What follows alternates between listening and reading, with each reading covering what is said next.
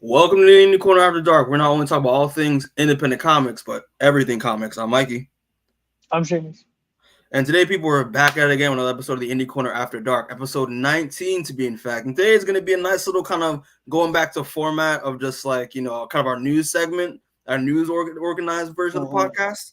And it's going to be a packed ton of reviews. We're going to have some obviously, if you read from the thumbnail, it's going to be a little bit of, some Miss Marvel, because Miss Marvel came out over the weekend, and, some Gen V, because Gen V ended, I think, like 2 weeks ago, I believe. Yes, 2 weeks ago. Yeah, and then I'm going to end off with some Loki season 2, because that also ended, wrapped up last week. But yeah, Seamus, thanks for joining me, bro. Of course, we're excited. Yeah, apologies for the delay because every time we start this, we were just like, bro, I'm tired. It was always like, bro, I'm tired. Bro, I have work. Bro, I got this. I gotta go do that. And then now all of a sudden it's been like a week. It's been a week, and we're just like, honestly, I'm glad I sat with some of these for a week or two. I'm glad I had time to think and be like, okay. Yeah, you got a lot of thoughts, to marinate a little bit. So it kind of helped. But yeah, bro, let's get right into it. So let me just put on the fancy music because we're not gonna do this podcast with no background music. Like, come on now, what is this? But yo, Seamus, all right, because I told you just now, just because I kind of did this kind of impromptu, but like, yo, I wanted to do a little bit like a couple of like a smaller, just like tiny topics. I saw what you had up there. I know. Listen, bro, we gotta get it out of the way. We gotta get out of the way because some big things, some somewhat big things kind of came out this week in terms of news, in terms of comics, because obviously the actors strike just ended, like I believe last week. So now trailers are coming out. People are doing press junkets again. Dude, like announcements are coming like crazy. It was funny. I didn't realize how much I missed big studios shutting the fuck up for like an entire 7 months. It was so quiet, and you only got good news too. You only got like, oh, here's a trailer for like an A24 movie you're excited for. It was not like, here's fucking shitting out Madam Web trailer with like a goddamn. We'll get into it. But I'm just like, it was so nice, and now we're getting shit thrown at our faces. Yeah, it's becoming a little much, but. Listen, we got news. At least we can say so. That's something. But yeah, bro. Listen. Speaking of Madam Web, have you mentioned it? I want to have some fun, man. I want to talk a little shit. Let's do that. Let's do that. But for people that don't know, yesterday, out of nowhere, people were reminded that there is a Madam Web movie coming out because they dropped the trailer for it around like earlier in the afternoon yesterday. Yeah. So the movie that everyone wanted, the people that everyone's been clamoring for, Seamus, the Madam Web film starring Dakota Johnson as well as Sydney Sweeney, Isabella Merced, as all the other respective characters, bro. Yeah, Seamus, I assumed you from the look on your face that you've watched the trailer, correct? Yeah, I have. I did, and I couldn't. I had to because my friend's in this movie. That's true. My friend Grace is an extra in this movie, and she filmed with them when they were in Boston.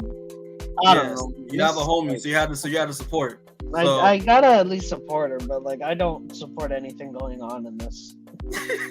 Or you know what? I think I would support it more if I knew that there was a Spider-Man attached, or like it made any kind of sense in the context of any of the Spider-Men. I don't care if it's like Andrew Garfield or like Toby, or like, as long as they're like, oh, there's a Spider-Man there, I'd be like, oh, that's interesting. But like, I don't know, man. So, it's just like. So here's the thing, right? I checked this out last night because I was in New York. I didn't have any data, so I was just off the grid for most of the day. So I got bombarded by a bunch of stuff. But I checked it out when I got home last night, and I was just like, my jaw dropped because I'm just like, this just looks. I was just confused. I was like, I don't know if I know this looks really bad. This does not look good at all. But I think that I'm like, it's packed with some Sony cheese, and I love me some Sony cheese, some cheesiness. The only one I accepted was Venom. Yeah. Because Venom, I think, is supposed to be an inherently kind of like, if you read Lethal Protector, just a little. Like that's how I think I felt with the movie, because the movies like, almost understand that they're like, yeah, the Venom solo comics were all goofy as shit. You know what I mean? But this looked like it. I saw that tweet that I agreed with. This looks like an unaired CW pilot. I saw that too, and then I also saw the like on the trailer posted by like Swin Entertainment. The first comment said the most anticipated movie of 2004, and I was like, yes, dude, if this was made in 2004, funny. This would hit. This would hit. But here's the thing, right? So for people that don't know, last year I believe they announced that they announced they were doing the Madam Web film, and then they also like dropped set photos before everything kind of shut down due to the strikes and stuff like that. But yeah, like all I saw was like the set photos they dropped last year, and then we heard nothing, which I assume that Sony shelved the movie because it just wasn't good. But then so I was surprised they dropped the trailer. Like, holy shit, this is actually coming out! Wow, like that's kind of wild.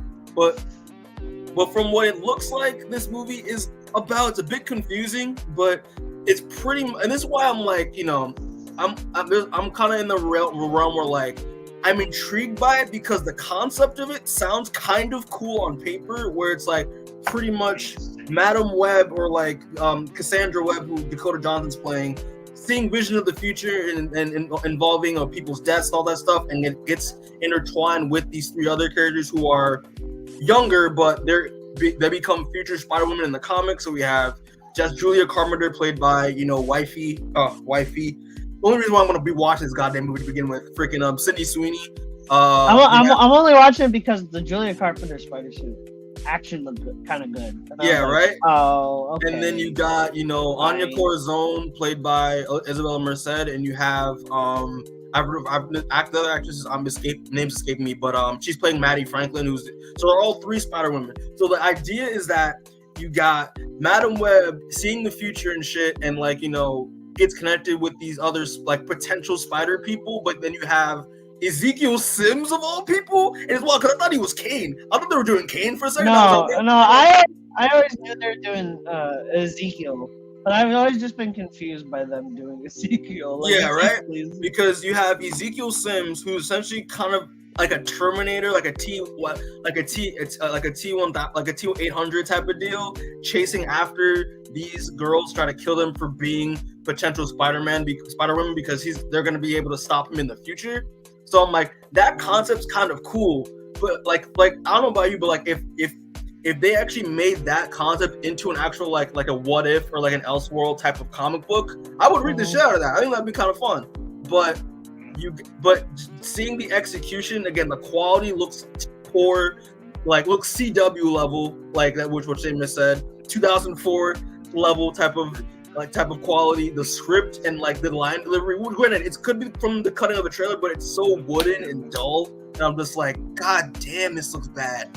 Like it just looks bad as shit. The freaking Ezekiel Sims, who again like didn't have a spider costume in the comics, he just wore like regular clothes and like didn't wear shoes. The only spider costume he had was the Last Stand costume for a bit. That was his for, yeah, he had that for a bit in the Spider-Verses, I think. Bro, it might have been Spider-Geddon. This costume they gave him looks like it just like they tried to put a Spider-Man suit and up. It looked like it was generated from Midjourney, and this is what it spat out. That's how bad it looks. It's just like, wow. Yeah, it does look tough. Like it looks so bad, and it's just like, but like, and this comes to show that like this is honestly just like Sony, you know, obviously getting like surrounded by like this false excitement that this is what the fans actually want, because Venom was lightning in a bottle, you know, like it was the first movie was successful, so now they're just like, oh yo, let's because we can't actually use Spider-Man right now because we're letting Marvel borrow it, so we're just gonna, you know, have our own taste of the Spider-Man and use other Spider-Man characters that and have them have their own movies. Well, obviously they're missing the key factor, that they need Spider-Man to fucking make it like, you know, actually like worthwhile, and it's just like no one asks for this. No one asks for a Madam Web movie. I don't even think you could. If I was someone who wanted to make a Madam Web movie, I would be confused because I don't know how to integrate a fucking D-list Spider-Man character into her own film. Like that makes no sense. You know how you do it? You just make a Silk movie instead. Right? But because also like I don't understand why they wouldn't make us. Why would you use Ezekiel Sims and not use Silk? Because like they are like tied together. Because Ezekiel trapped Silk in the bunker to try to keep her from Orloon. So I don't understand why they're using Ezekiel Sims for like Anya Corazon and Julia Carpenter, and Cassandra. These characters have never spoken a word to Ezekiel, so it doesn't make any goddamn sense to me. Yeah, it's just weird. But like, who knows? Maybe it's a red herring, and actually like Ezekiel dies, and then the fucking inheritors come in and just start. That's like what they're setting up. That'd be kind of funny if they did that shit. Dude, I would fucking give so much money to this movie if Ezekiel dies in the first act and it's actually just a Morloon movie. It's Morloon. If it was Morloon, I would pay billions of dollars. It would be like Moebius, but like actually fun because Morloon's actually supposed to be goofy as hell. You know? Yeah, right. Like, that'd be dude. Morloon and like Karnak and like fucking all those guys and stuff. When it was like that orb weaver dude who was at the center, I totally forget that guy. But and here's the thing, right? The Spider-Verse comics fucked. Yeah, they did. Honestly, they're not that good. But here's the thing, right? Like, it's just I don't know. Like, from what I'm seeing, like that general concept is kind of it's intriguing me a little bit, and I'm gonna judge it again when I see the second trailer. But like for the most part, I'm not excited for this at all. I'm going to see Wifey as a Spider-Woman though. That's going to get me to bootleg it. Do you think? Is Adam Scott playing Uncle Ben or Peter Parker? That's the thing, because that was the rumor previously when we heard this movie was coming out and they were filming that like Emma Roberts is in this movie as well, along with Adam Scott, and they're supposed to be playing like Ben and May, or like Richard and Mary. I don't know which ones they were playing, but.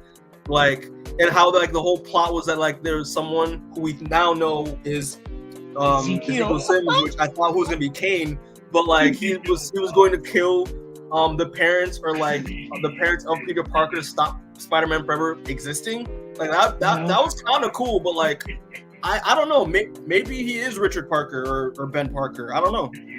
What do you think? I hope he's Spider-Man, because I think that would be the funniest fucking thing to do. Boy, like he's Peter Parker? Yes, I think that would be hilarious. If they were like, yes, we made our own Spider-Man and it's fucking Adam Scott. Because like, not that I think Adam Scott would be a bad Spider-Man, but he would be objectively the funniest Spider-Man to have. You know what I mean?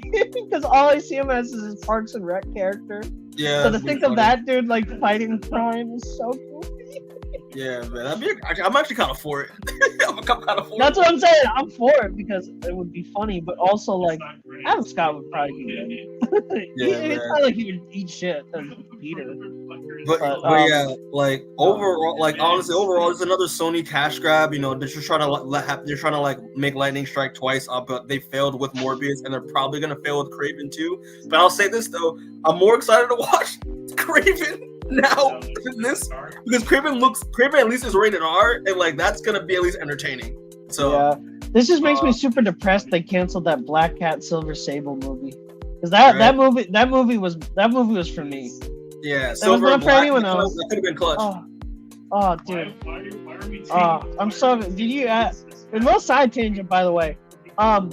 Silver Sable's hooking up with Nightcrawler. With Nightcrawler right now. And I was like, I was reading that, and I was like, oh, my boy Crave and my girl Sable? Who wrote this for me? Who has been reading my dream journal? It's Loki kind of clutch, because I'm caught up with that too, and I love it. Yeah. But yeah, bro. Anyway, they should make an Uncanny Spider-Man. They should. Sony should be like, hey, can we have Nightcrawler to make Uncanny Spider-Man, since you won't let us have any other Spider-Man? Yeah, bro, that'd be kind of clutch. They would let him do it too. I think they'll let him do it. But yeah, bro, overall, like this is kind of a thumbs down for me as of right now. But like, I'll judge it. I'll judge it when I see the second trailer and obviously when the movie comes out. But listen, man, Sydney Sweeney is Julia Carpenter, bro. I saw her do the Psy webs, those dumb mind webs. Yes, I was gonna say that was cool shit. They're so fucking comic accurate for no goddamn reason. And then sometimes they're also not at all accurate. So it's like it doesn't make any sense because like, oh, we're gonna have Julia Carpenter do this super specific thing from the comics, but then Ezekiel's gonna have his own dumbass fucking costume, and it's like, what the fuck are they doing? And also I think like what's it called? Dakota Johnson was miscast as Madam Web just because like obviously from her look in the trailer she looks more like Julia Carpenter's version of Madam Web, which isn't what Web was. Like, you know, and it's just like I was gonna say she totally looks like the Julia Carpenter Madam Web after Madam Web got fucking murdered. Yeah, so like literally like I feel like the writers or like the producers just saw like the image of Julia Carpenter Madam Web and mistook it for the original Madam Web and was like, okay, let's just do that. Let's do that. Like that'd be cool. But I mean, like they're doing things that are just so like bad and just, but also like comic accurate. And again, like with Julia Carpenter, and like I saw Anya Corazon had her little like freaking like spider gadget ropes that she uses. Yes, and I was like, arms, why? Like the arms. Why do you feel the need to be this accurate? Right? Like that's the thing. That's why I'm confused. I feel that's why everyone like. That's why like it has like 7 million, like 8 million views on YouTube right now because everyone's just like, this looks terrible, but like they're doing things that like we wouldn't expect them to actually like pull off because you know like. And I was telling Maddie about this. Shout out to Maddie because, you know, she's a huge Spider-Man fan, and we were talking about this last night. But like, even though this movie is going to be bad, we can at least say in our lifetime we saw Maddie Franklin, Julia Carpenter, Anya Corazon, Ezekiel Sims, and like Cassandra Webb in a movie. Because we never thought that would happen. But it gets to a point where it's like maybe we shouldn't have. Maybe we shouldn't have. We didn't stop to ask ourselves whether we should. We were too busy worrying if we could. That's true. But just like, it's so tough. So what are you gonna say? Thumbs up, thumbs down?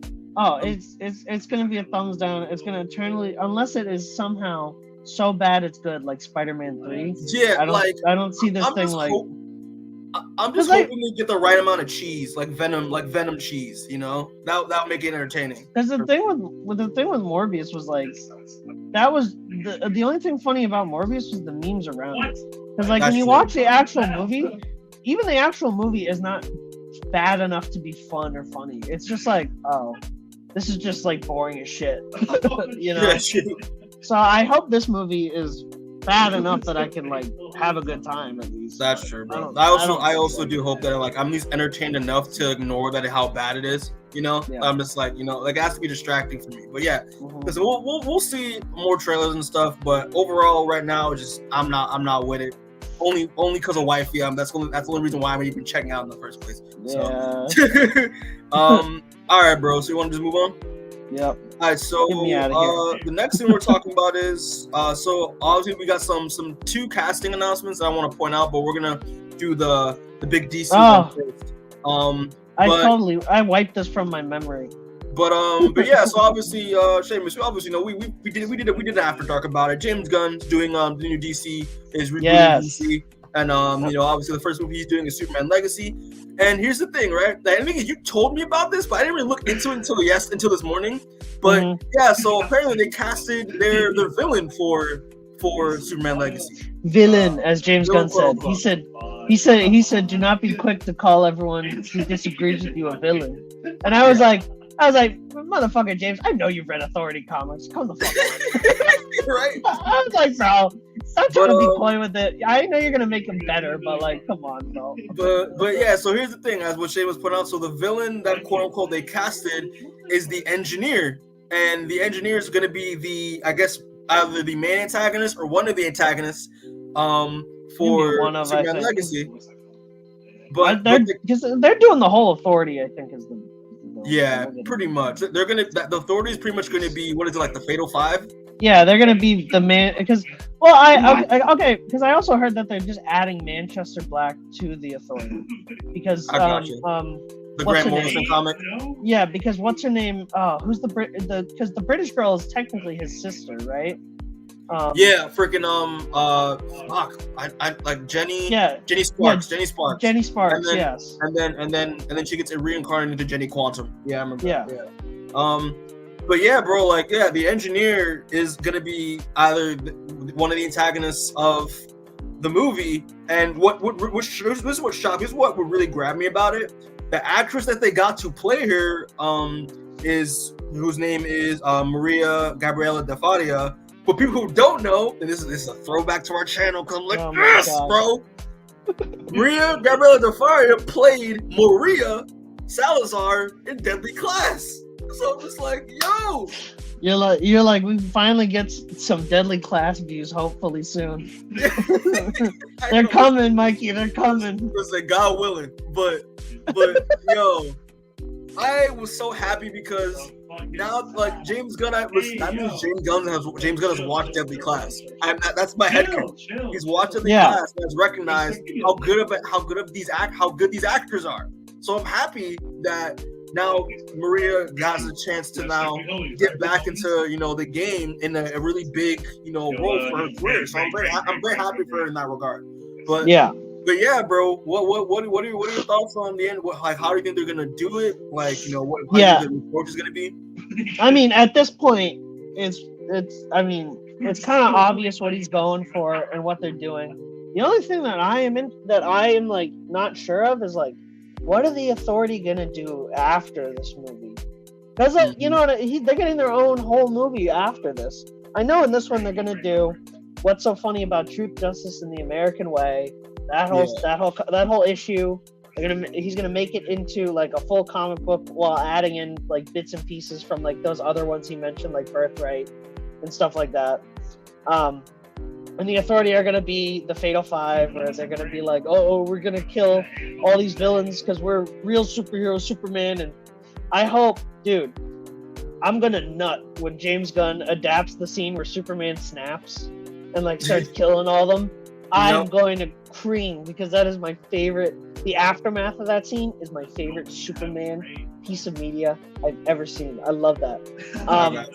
But like, then they're getting their own movie, and then what plans does he have that require the Authority to be there for this whole universe that he has planned out? Like, you know what I mean? Because I know we keep talking about this slate and how confusing it is, but like, why the fuck does he need the Authority and Swamp Thing right now? Like, why do you know what I mean? Like, what's the end goal? We don't know. We don't know what he's tying this all into. Like, don't get me wrong. I love Swamp Thing. I love Booster Gold. I love the Authority. But like, they are not the people who I'm like, yes, I'm starting my universe with Booster Gold.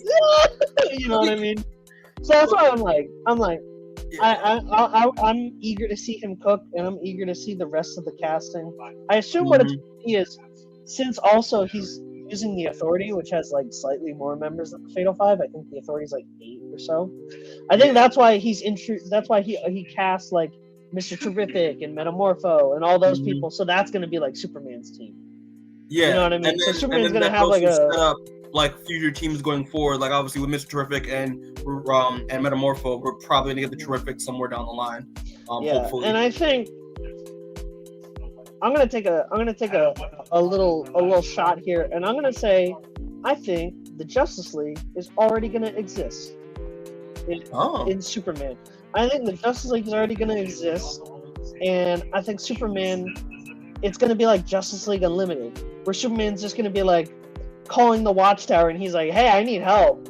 You know what I mean? And then the only people at the Watchtower are like Metamorpho, Mr. Terrific. You know what I mean? Because I would be like, why would you wouldn't have your very first superhero team up? God bless them. Love these characters. They're my boys. But again, you wouldn't have your very first superhero team up in the entire universe be with Metamorpho and Mr. Terrific and all that. You know what I mean? You'd be like, oh, Flash, Aquaman, Batman, Wonder Woman. You know what I mean? So that's why I'm like, I think they are gonna already exist, and Superman's gonna like need help. You know what I mean? And he's gonna be like, oh. Yeah, like they did. I think they did like confirm that like Superman's going to be in a world already with superheroes already in it, and the superheroes have been around for a long time. So like that's why that's why I kind of agree with you saying. Like that's why I think the Justice Society is already gonna have happened, and he's also gonna make the Justice League just be a thing. And he's gonna be like, we're not gonna get a Justice League movie yet, We're not gonna get the Justice League's gonna be like the Avengers Endgame. Right now, you're just gonna see like Superman team up with like people who work for the Justice League, or like, oh, he's gonna team up with like, you know, Mr. Terrific. And I fucking hope Mr. Terrific. You better be giving that motherfucker his own movie. You better be giving that motherfucker. Bro, the Terrifics. I want that to be a thing. That's what I'm saying. Bad. You better be giving the Terrifics a fucking. But listen, with how this next casting we're talking about is gonna go, I'm going to need the Terrifics to fill a void that's gonna be in my heart. Yeah, man. But yeah, I like this casting. I'm gonna throw you a bone. I like Deadly Class. I like her in Deadly Class. Yeah. So I'm excited to see her play the engineer. Her powers are gonna look sick as fuck. I know, because her powers are sick as fuck. Yeah, bro. I don't know who they're gonna cast as the rest of the Authority though. If it's more Deadly Class people, yes, I'm ready for it. If it's more of a Deadly Class, if James Gunn accidentally reveals he is a secret Deadly Class fan, you know what I mean? Yeah, I gotcha. But I don't know who the fuck they're gonna cast as Jack Hawksmoor. Bro, that's gonna be the thing. Like, cause I think he's casting him, and like I think Midnighter and Apollo are the trickiest castings. I think because you know. Yes, him, Midnighter, and Apollo. I think were the three that I was like, oh, because you know, God, I like Swift, but like that's easy to cast. Yeah, he's easy. not exactly like and like the Doctor. The Doctor. I mean, I also think that would be tricky too. Like the Doctor, a little bit tricky, but I mean, they could find a way. Yeah. Anyway, do you think they're gonna? Do you think he's gonna? Here's the thing: is Grifter gonna start on the team? Do you think? God! Do you think he's gonna have Grifter start on the team and be like James Gunn? Because I feel like James Gunn's a Grifter guy. I feel like James. I feel like he is too. You know what I mean? I don't know, bro. I still kind of low-key think that like one of the movies that he's making is fucking Wildcats. I would like. Dude, if Wildcats show up, they gotta shut this thing down immediately. You can't. They gotta have look. I know we don't like David Zaslav canceling movies for tax write-offs, but if there was one to do it, it's got to be Wildcats. You can't let that movie be released to the public. Like the Wildcats are cool, but I'm like, I don't know, bro. Like, but here's the so just to close it off, like yeah, I'm very excited because I actually really like the one because I read like a lot of a good portion, like a good chunk of the Authority. So I really do like the character engineer a lot. So I'm curious to see how they're gonna make her into kind of like the antagonist or a villain. Love the powers. Curious how they're gonna do the powers and like the whole like nanotech. I like that angle.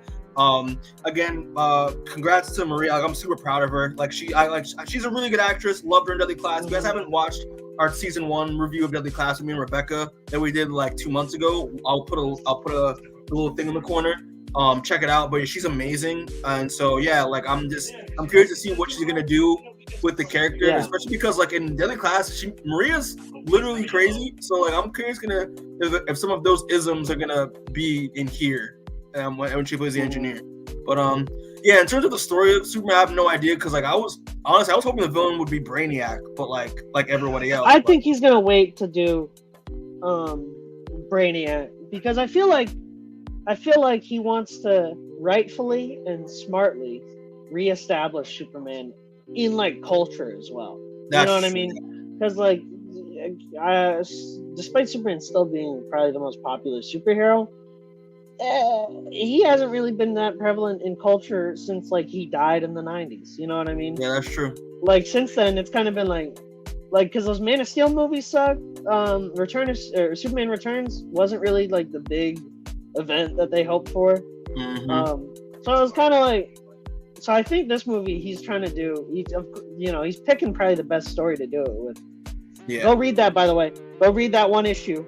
Whatever. What's so funny about Truth, Justice, and the American Way? Because that is, it's good. Mm-hmm. It's literally 26 pages, and it perfectly encapsulates Superman's role in culture. So good. I've never read it, but I will read it. Read it. It's one issue. It's not even like an arc. It's literally one issue. I got you. And it's so good. But yeah, I'm curious to see. I'm going to see how like her introduction as the villain is going to spill into the Authority because obviously like that's gonna be one of my biggest movies of this slate is The Authority. So I'm gonna see like how her what makes her introduction most important out of before Midnighter or Apollo or whatever. Like why this character in this movie. So that's gonna be the intrigue. But yeah, man. Okay, we'll just move on real quick. Unless you have anything else you want to say, or you're good. No, I'm good. All right, so moving on. All right, Seamus, man. When we were talking about this a little bit, like a little bit last night. But yeah, man, some very big casting dropped last night. Obviously people don't know. Obviously with the MCU right now, it's kind of a lot hit or miss for some people. For the most part, it's like a general vibe. But yeah, like obviously people who forgot. Yeah, like what was the biggest thing that like was announced like last year that people have been fan casting like crazy for the past like 3 years? I think it's like the world's first family in the Marvel comics, so the Fantastic Four, right? Yeah, I think I've heard a couple rumors here. A couple rumors. But yeah, obviously, like we got the little thing that we got in Multiverse of Madness with John Krasinski playing Reed. Obviously he was the biggest fan cast for a long time. When the Fantastic Four. And then we found out he sucked. And we found out that he was kind of mid. And then we gave him like I always was like, oh, he's probably gonna be mid, but he might have the little sauce to like pull it out. And then in Multiverse of Madness, I was like, thank God my man got macaroni. I couldn't do that. This man got spaghetti. I was like, man.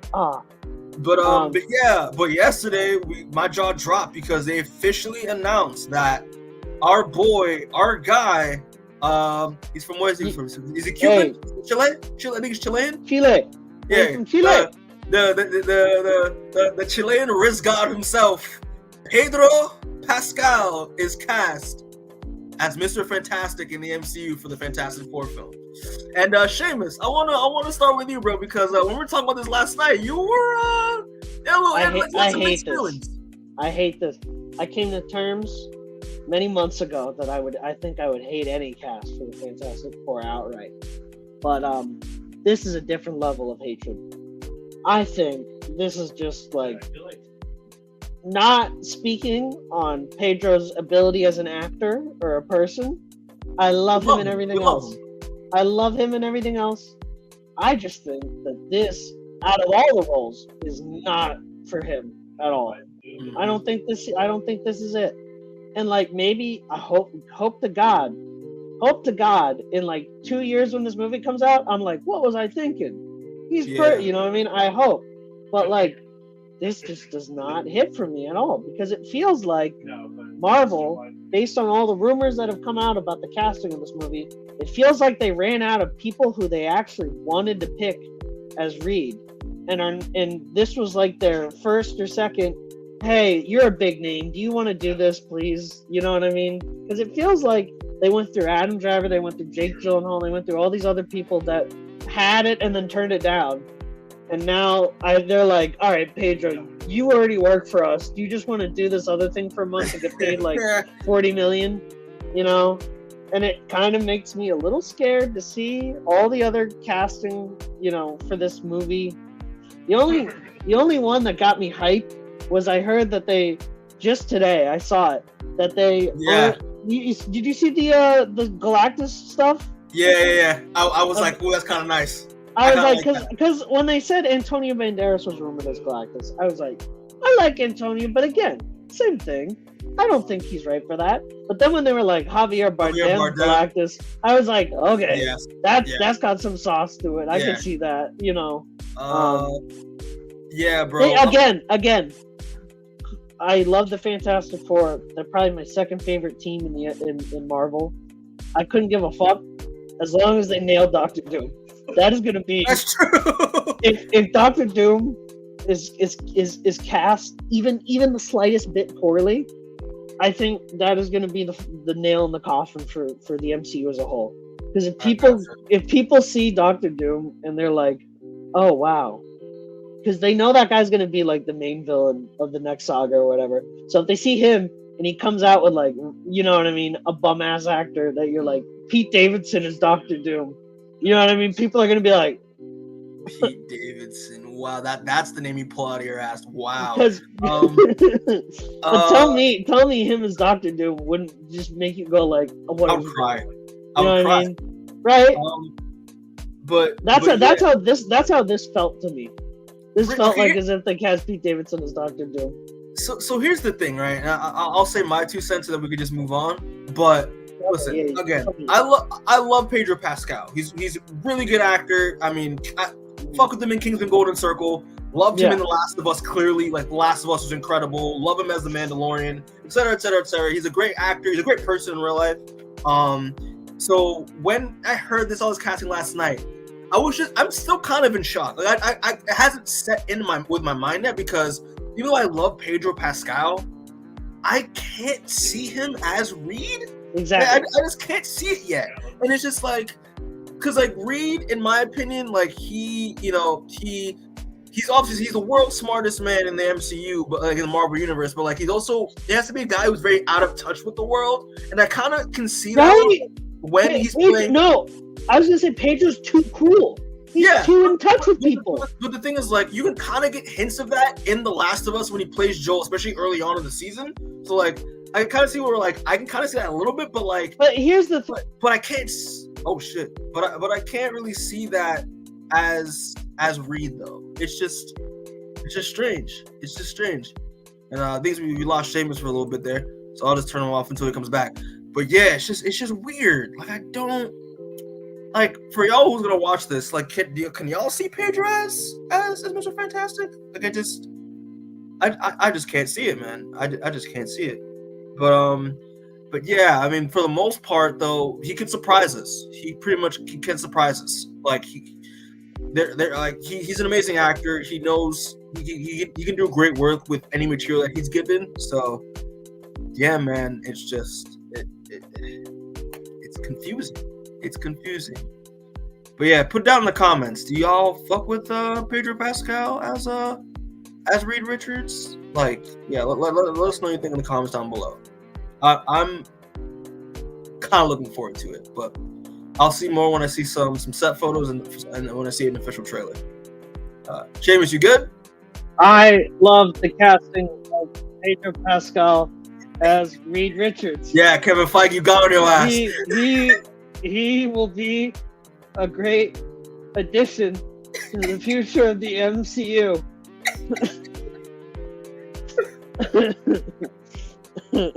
Oh man, I can't do it anymore. I know, bro. I got you, but I know. Okay. Please cast a good Sue. True. That's the thing. If they're catching Pedro Pascal, I'm curious who else they're gonna cast, because the most recent casting that I heard was like for fan casting was Joseph Quinn as Human Torch, the guy who plays Eddie in Stranger Things.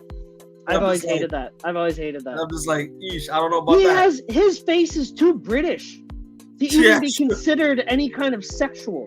You know what I mean?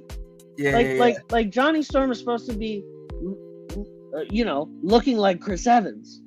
That's true. He's blonde Chris Evans. He's not supposed to look like that dude eats a fucking goes to the Chippa every weekend and gets a fucking fish and chip. You're not supposed to look at him and think that, you know. I gotcha. But okay, while the question, before we move on, I want to ask, who would you cast as Sue then to go along with Pedro Pascal and as Johnny and as Ben? Damn.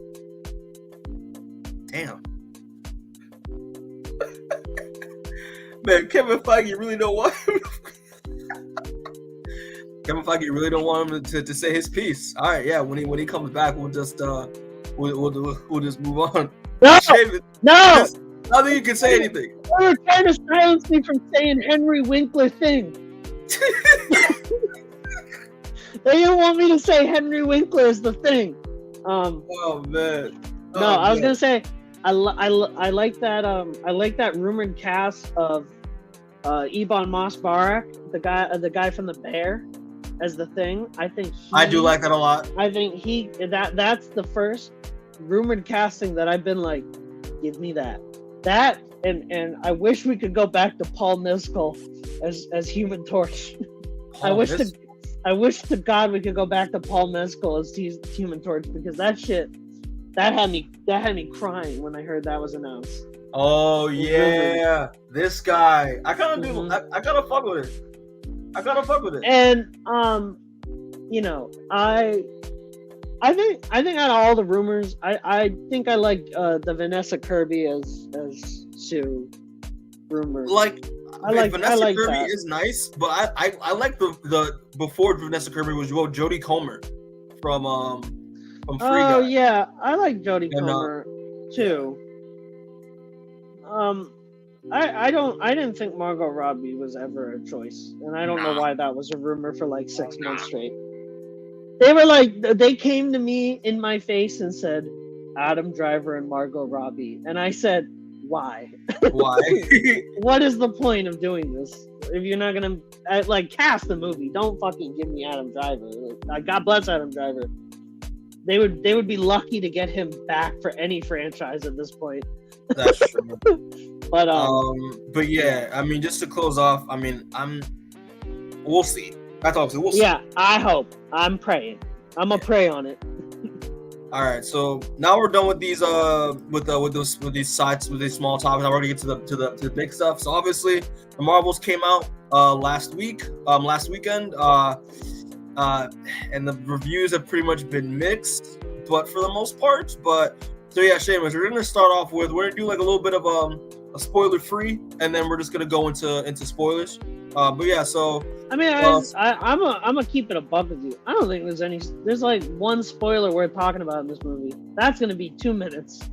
It's just the after credit scene that's worth spoiling. I think everything else in this movie. But like, give your general thoughts. What did you think of this movie going into it? What were your thoughts about it, like overall? Going into it, I didn't have a thought.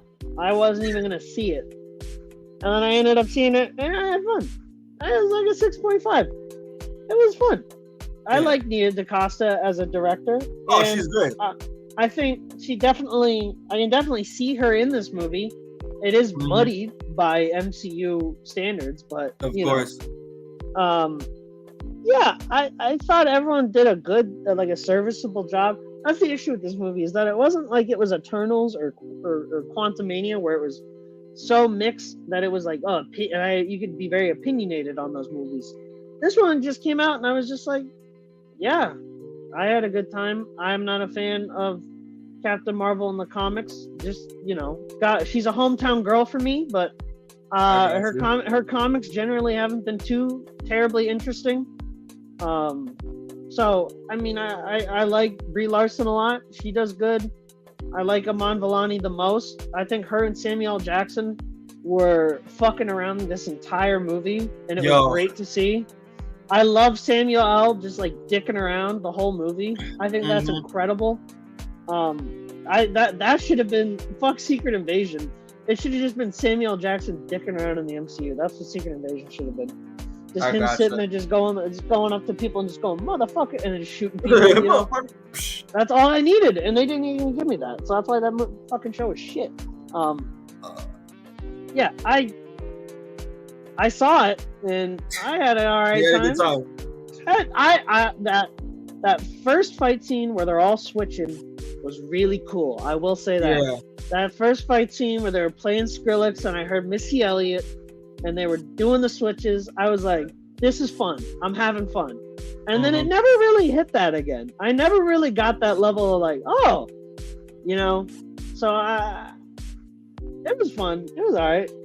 So here's the thing with me, right? I also went in with low expectations. Like, I didn't really think this movie was going to be amazing, but I said this before in previous podcasts. I was only watching this movie to see my girls, to see Tiana Paris as Spectrum, and to see Iman Vellani reprise her role as Miss Marvel again. And pretty much like overall, like, I mean, I'm not really, again, like you, I'm not really a big Captain Marvel fan, but like I also even said this also previously. For a while, I didn't really see Brie Larson as Captain Marvel. She was not my first pick to be Captain Marvel at all. When the first movie was being announced. So, but I did like her. I liked her in her own movie somewhat, and I kind of grew on me during Infinity War and Endgame. But yeah, I was looking forward to seeing my girls again. And just seeing like what is it, how to see how it was gonna affect the MCU overall, if any. And for the most part, we went in. Me and Rebecca saw it on Saturday, and yeah, like just like Seamus, you know, it was. I thought it was solid. I thought it was a solid one. I thought it was like it's definitely better than the first Captain Marvel for sure. But this movie, even though it had, you know, Captain Marvel's lead character, this felt kind of it felt like, okay, it was Captain Marvel in the center lead, but like tonally it felt more of like a Miss Marvel like sequel. Yeah, it felt that was the thing I was gonna say, is that it felt more like it went Miss Marvel and then Photon and then Captain Marvel. Which is why I was like, oh, I guess that's why they call it the Marvels, because Captain Marvel 2 would have been a little misleading, because like, Carol's there. Yeah, Carol's there, but like, but she doesn't. You know what I mean? It's everyone else gets the story. But I will say this, all right? Like, I did love, and I think like Nia DaCosta like did a really good job to like developing this, but like in terms of like, you know, directing the three of them. But I love their dynamic, like their sisterhood dynamic together. I think it's really sweet and like really fun to see. Amon Vellani gives me the constant reminder why she's probably one of the best castings since like Tony Stark. I thought she ate. Great. She ate. Like it was. She stole like most of the show because again, Amon Vellani, when she's playing Kamala Khan and is geeking out about meeting like her heroes and like all these characters, it's actually not her acting. It's just her being like, oh my god, I'm in a Marvel movie with these famous people I looked up to for so many years. Oh my god, like end me. Like it's like her that like she brings that energy into this performance. Just like she did in Miss Marvel, and like it's so charming and just so cute. She's like she's like the only thing that makes me hopeful for anything in the future for this entire fucking brand. Like I'm like this whole thing, this ship's going down. We're gonna be dust in like 10 years, but Amon Vellani might still be here making Miss Marvel fun. Exactly. and that brings me a little joy. And also just seeing, you know, Tiana Paris, you know, wifey. I fucking loved her. Dude, way more in this than in fucking WandaVision. In WandaVision, right? She had way more of a character, and she was like fun and charismatic, and I was like, oh yeah, she had way more to do too, and like I like her dynamic with Fury. How like Fury, she's like kind of like her. She was kind of like in a way like the Maria Hill in the beginning, you know, like kind of a Maria Hill like standing, you know, after, you know, Secret Invasion when they murked her for no reason. I like that she was kind of like the second in command of SWORD, along with Fury. I thought that was really cool. Her relationship with Captain Marvel, I thought was interesting, and like how they played off of, you know, where Monica's been through since, you know, since WandaVision, and obviously throw back into like, you know, the events in the first one, that was in the first Captain Marvel film. That was really good. Love seeing her. Like, I like how like like from the time of WandaVision till now, she's still getting used to her powers. Like she wasn't like ape shit like off rip, you know, which I thought was great. And seeing her use her powers, that was really cool. Yeah, I mean, and also Nia DaCosta, shout out to her because again, I've said this before. I'm a huge fan of the reboot of the recent Candyman movie that she did her directorial debut with. I think she's a very talented director and is gonna have a very successful career in the industry. I love, for the most part, her, beside all the Marvel like swampness that was in this, that she had to have integrated into the movie. I thought she had some really good directing in here. Like again, the way she did the dynamic between the girls, the three leads was great. There's some really interesting shots in here, especially like that one shot in the beginning where we see Captain Marvel like fly off of her ship into space for the first time. That was a really beautiful shot. The way she did the action, like the action in the beginning was great. Like that where we first see them switch their abilities. That was really cool. Again, I thought the action was pretty fun. And again, yeah, I thought it was a solid movie overall. I mean, there are some problems, and we'll probably get into that when we do spoilers just in a second. But yeah, man, I for most part, this movie was fun, and I enjoyed myself watching it for sure.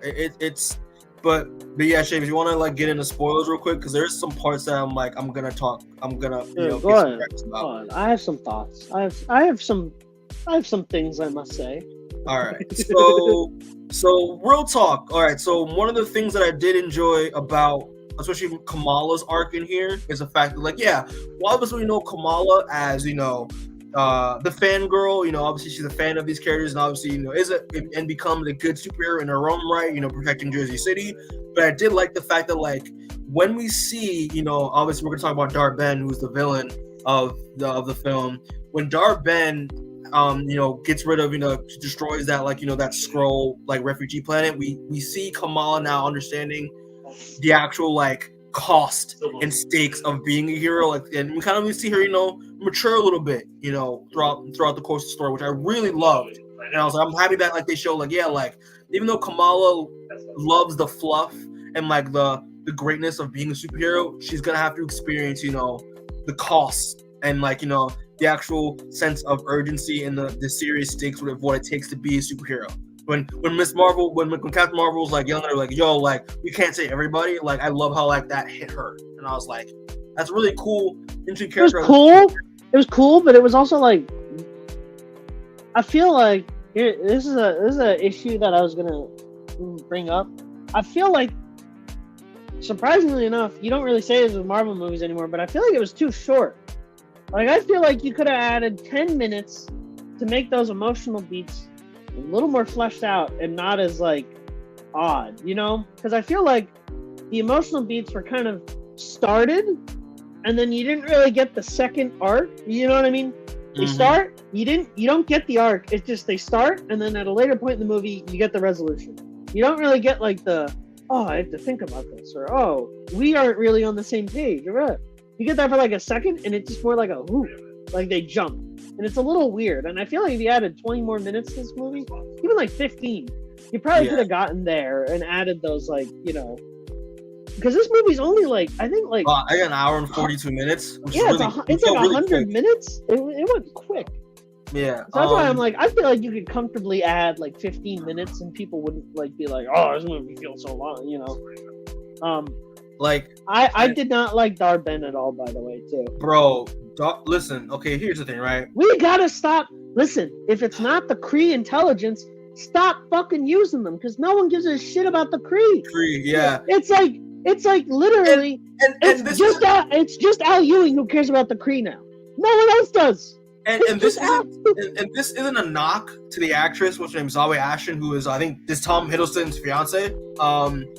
She's actually a pretty good actress. Like, I don't know if you've ever seen, like, Velvet Buzzsaw on Netflix with Jake Gyllenhaal. No, she's great. I've seen her in other shit. You know what I mean? But the thing is, like, she was just given shitty material, and plus, like, it felt like another, like, bland villain with a motivation that they could have had the opportunity to flesh out more to give, that emotional resonance, but they pretty much just rushed and like, it just I didn't care. I didn't care about Dar-Ben at all. That's what I'm saying. And her revenge, her revenge didn't really hit for me. It would have been. It would have been a crazy play to do. I'm about to pull out a name in front of you that you're gonna hit me for. Okay. But I think she should have been Ex Nihilo instead. Looking ass, man. Come on. No. Hold on. Hold the phone. Because Ex Nihilo is the one who. Ex Nihilo is the guy who's like, I'm trying to terraform these planets by stealing resources from other planets and destroying them to create my own planet where I can populate my own species to create an army that I can then conquer other planets with. And I'm like, I think instead of Dar-Ben, you should have had this girl play like a female Ex Nihilo. You know what I mean? Yeah. And I feel like she female Ex Nihilo could have been on the same level as High Evolutionary. You know what I mean? Mm-hmm. Of like, crazy cosmic villain person who's like doing a weird scheme, instead of just like, oh, the Kree are actually like kind of defending themselves because I did cause that, but then like they're also still evil. And it's just like, I don't care about the Kree anymore. I don't give a fuck. I care about the Skrulls. Good to see the Skrulls in this movie. I'd love to see more Skrulls. The Kree, fuck off. I don't care. We got Captain Marvel and we got Marvel. That's all you need. And you killed the Supreme Intelligence.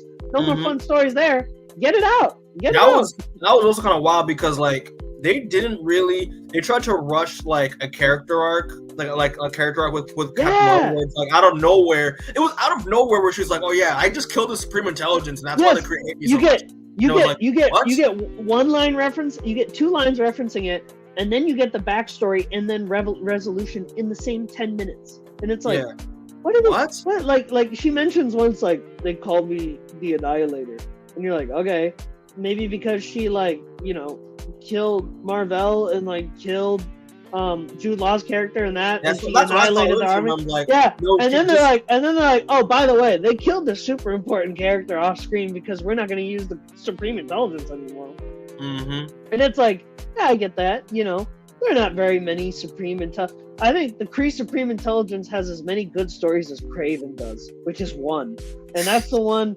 That's the one where the Kree Supreme Intelligence is in Richard Rider's fucking head after Annihilation, and that's the only good story, because the Supreme Intelligence just basically is Venom, where it's telling Richard Rider, kill them, and it's fun, and that's it. I don't think there's any other like crazy good ones that you need, but I don't know. I still thought it was weird. It was weird as shit. It was a super rush.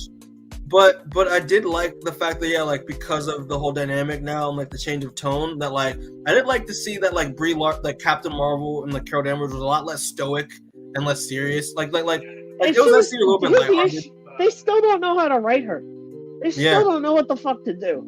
And that's why I think her movies and appearances have been so fucking weak. Because like you can totally tell they know how and who Kamala Khan is. They even kind of fucking know who Photon is and how to write Photon. And Tiana Paris fucking nails that. But for some reason, they haven't gotten a writer who knows how to write a stoic character yet. But they keep trying to do stoicism with Captain Marvel, and it just doesn't fucking work. It doesn't work. Because it comes across as just like, I don't care. You know? And Brie Larson fucking trying her goddamn best. Lest we forget, Oscar winner Brie Larson. You know? This woman can't act. It's just that they cannot find a writer to fucking write a stoic Captain Marvel. So guess what? Maybe stop trying to make her stoic. Maybe change her character a little bit to something that fits, you know. And they tried in this movie. Like, I genuinely liked her more in this movie than in the last one. You could tell they were like they were like testing out, like, oh, what if we made her a little more fun? And it's like, dude, just fucking do it already. Like, how many more Captain Marvel appearances are you gonna get before like you figure it out? Like, I don't know. And the thing is, I just want to say real quick, just to go talk about like Tiana Paris as Spectrum. I'm never calling her Photon. I'm sorry, I'm not doing it. Like Spectrum. It makes more sense with her powers. It just makes more sense. But I'm calling her binary now, actually. No. Yeah. But fuck you. But that her dynamic with Carol in the beginning, where it's just like, yeah, like I thought it was actually pretty well. I thought it was pretty well acted in terms of like, yeah, like you left and never came back, and then you learn the reason why. You're just like, yeah, but you still could have came back though, which is like, you know, when. I think when she said that she did come back, but like she was too scared to like, you know, see Monica after her mother died, and like it was just like I understood that, but like I didn't like that kind of like distant, you know, relative relationship that they had in the beginning, and how that kind of paved that kind of went away, and they actually grew to be more closer together towards the end, especially like at the ending when like Monica sacrificed herself. We'll talk about what happened after that, but yeah, I thought Tiana Paris did a really good job. Love her powers. With her powers, really, she used them because like the phasing. I love her because she seemed like she was having fun. She was having fun as shit, and she seemed like she was a fun middle ground between Captain Marvel and Kamala Khan, because it was like she was trying to be serious, but like she wasn't like devoid of like, she wasn't like the hard ass. She was just like, no, I think we should be a little more serious about this, but like if it's funny, I'm gonna laugh, like, you know what I mean? And that's why I kind of fuck with her, because like she would make jokes and it'd be like, oh, this is funny. Real quick, let's just talk. We should just talk about the after credit scene. Well, before that, I wanted to talk about. I know, but before that, I wanted to say real quick. How did you think about the other reveal about which we theorized when Miss Marvel came out, but the reveal that like, you know, the quantum bends, like Kamala's bracelet was quantum bends the whole time. Dude, I giggled my ass off. This is a deep cut. Anyone watching is not going to get this. We have a friend named Declan. Yep. God bless Declan. Declan is I think he was born a little fucked up because he is a big Quasar fan. He loves Quasar. I don't understand. He loves him. And guess what, Mikey? My man got up to take a 40-minute shit as soon as they started talking about the quantum bands right before it. And I texted him and I go, dude, you missed it. They talked about Quasar for like 10 minutes, and he was like, no, oh my god, and he came back. He was so sad that the one thing worth seeing was like he missed. By the way, when I left to go to the bathroom right after him, they were shutting down the bathroom he used. I don't know what he did in there. But they were roping it off, and I was like, I couldn't believe it. Anyway, yeah, I mean, and it's funny because like they mentioned the quantum bands, and it has no significance. They're never using it. No, because they're not gonna do Quasar. They're not gonna do this shit. Because she doesn't need them to use her powers anymore. Yeah, which they showed off at the end because they had. And I was like, in space with 2 quantum bands, and she can use her powers in because she's a mutant now. So yeah. like, and I was like, dude, you.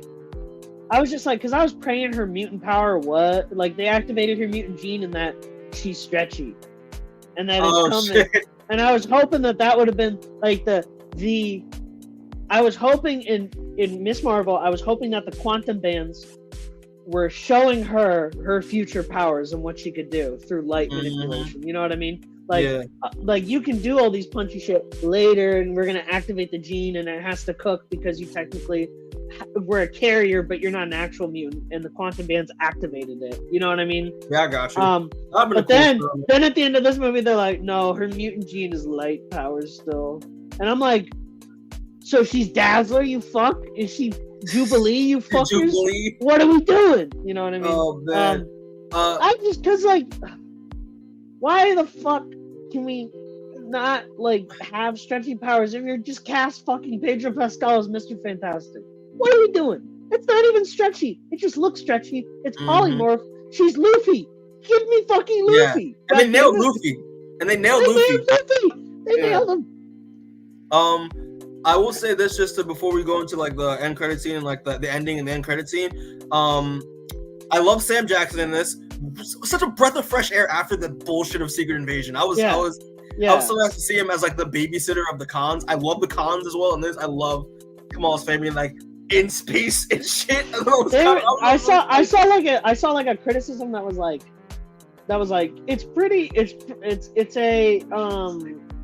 it's like a dissonance in the tone between how serious Samuel L. is during Secret Invasion and then how jokey he is during this. And I'm like, hey, motherfucker, I don't care about Secret Invasion. I don't care what happened. I don't care about any of that. You could bring back Ben Mendelsohn and say he's alive, and I would be like, cool, I thought he was alive. I thought he was alive anyway. I didn't watch that shit. I don't know who the fuck Gravik is. Who the fuck cares? Man. They could just say, oh, here's Super Skrull with the Fantastic Four's powers. Don't forget about everyone from that show. And I'd be like, yes, thank you. That's Super Skrull, not fucking Drax Arm Emilia Clarke. What are we doing? Here's the thing too, right? Like, I love him as the babysitter of the cons. Love the cons in here.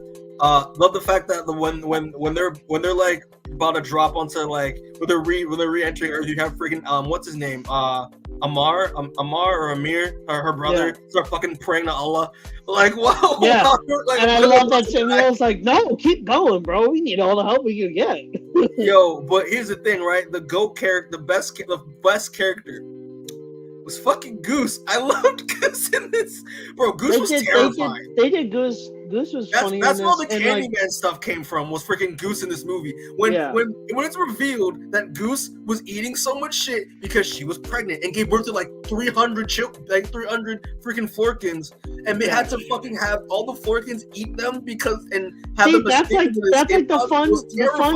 That's the fun comic book shit they need to start doing more of. Is like, hey, we need to get off the spaceship, and the only way to get off is to have these alien cats who have bottomless stomachs eat as much people as possible so they can fit in escape pods so we can get more people out of here. Bro, that's the kind of bullshit I need more of. I don't need this comic book bullshit, but it was the way Nia DaCosta and like the way it was written, it was terrifying. When you literally were just like, there's like, guys, stop running away and let the Florkins eat you.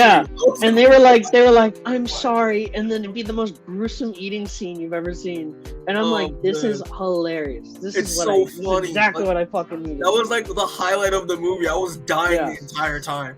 But so we'll just move on to let's talk about the ending. The ending first. I don't give a fuck about the ending. Well, I'm going to talk about the ending. So, all right. I'll watch you talk about the ending, and I'll just go beast. But the ending of the movie, which I want to talk about because I'm excited because I've been talking about this shit for like the past like 3 years. But the movie it looked like ass. What? It looked like ass. What are you talking about? The incursion looked a little ass. It didn't look hype. Oh no, I'm not talking about that shit.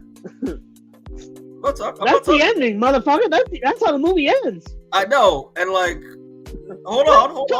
That's how the movie ends. What ending did you see in your theater? I'm talking about the fucking Young Avengers tease, bro. What the fuck? Oh, dude, Mikey, no, Mikey. This was an after credit scene. They moved to the end of the movie. I know, but like, this isn't the ending. I don't care. It's just cool. I mean, who else is going to be on this team that I give a shit about? Because no one else will. The reason why I'm happy about it because like now we have a reason for like Amon Vellani to show up in like every Marvel movie now as like the Nick Fury to the Young Avengers. I thought that was clever. I thought that was funny the way she was doing the Nick Fury bit. I like that. Right.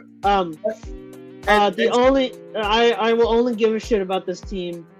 Declan said this too. If Patriots on it, that's the only way I'm giving a shit about it. That's the thing, though, right? I'm also on the same page with you. Like, I would love if Patriots on it, but obviously, if it's gonna be Wanda's fucking children, I'm not watching it. I'm not fucking touching this. Like, but here's the thing, right? Because the actor that they got for Patriot and for Eli in Falcon and Soldier got in like a big thing at like Disney. Like, he had like a little bit of like a dispute at like Disneyland with like he got into a fucking fight with his family at one night. So like that was press that like Disney didn't like.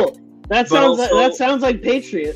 But also like if they do Patriot, they're not. I don't think they're gonna do the whole. He's actually like using freaking like superhuman steroids to fucking. I hope they just say that the serum got passed down through Elijah Bradley. Yeah, through Elijah. I hope they just say that, and then I would be like through Isaiah. Sorry. Isaiah.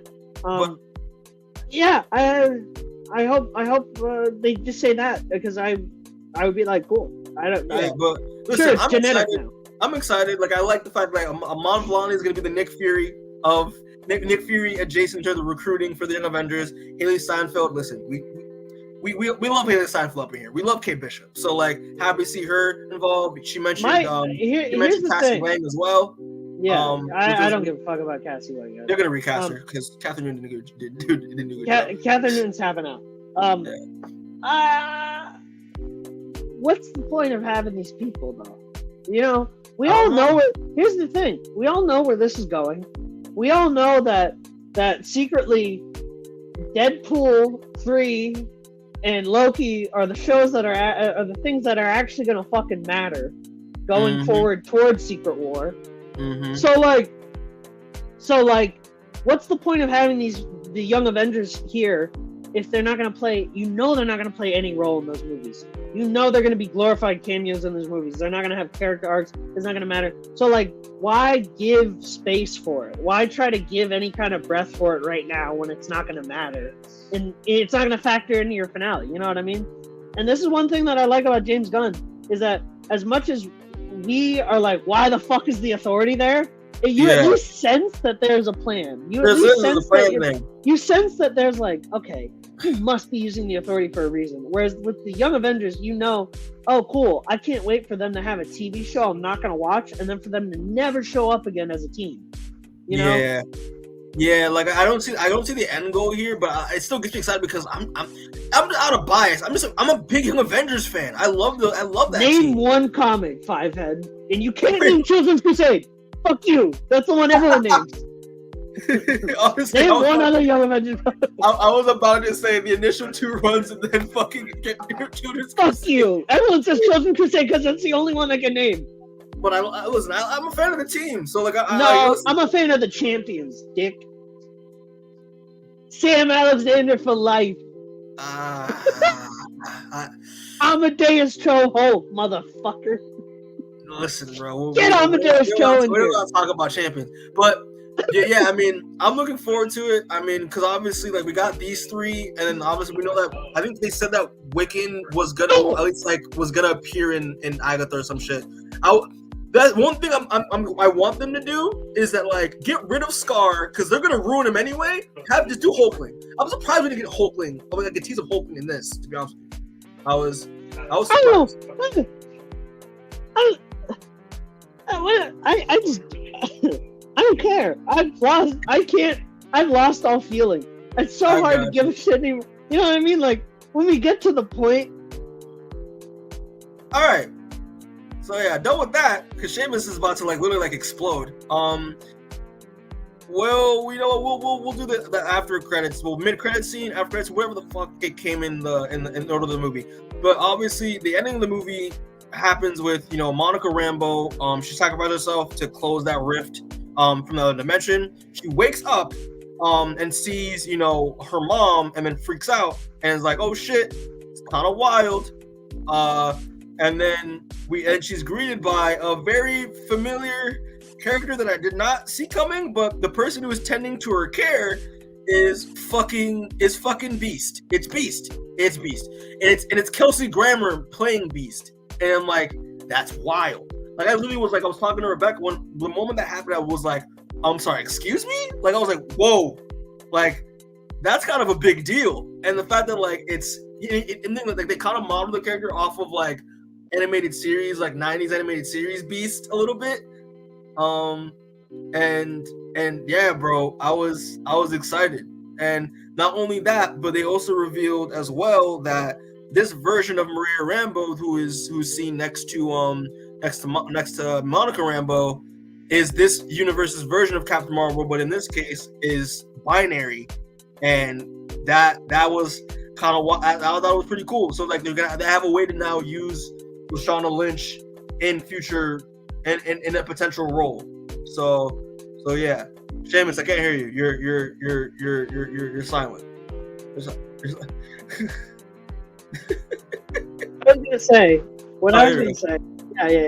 gonna say, she's been in way more movies than I thought she was ever gonna be in.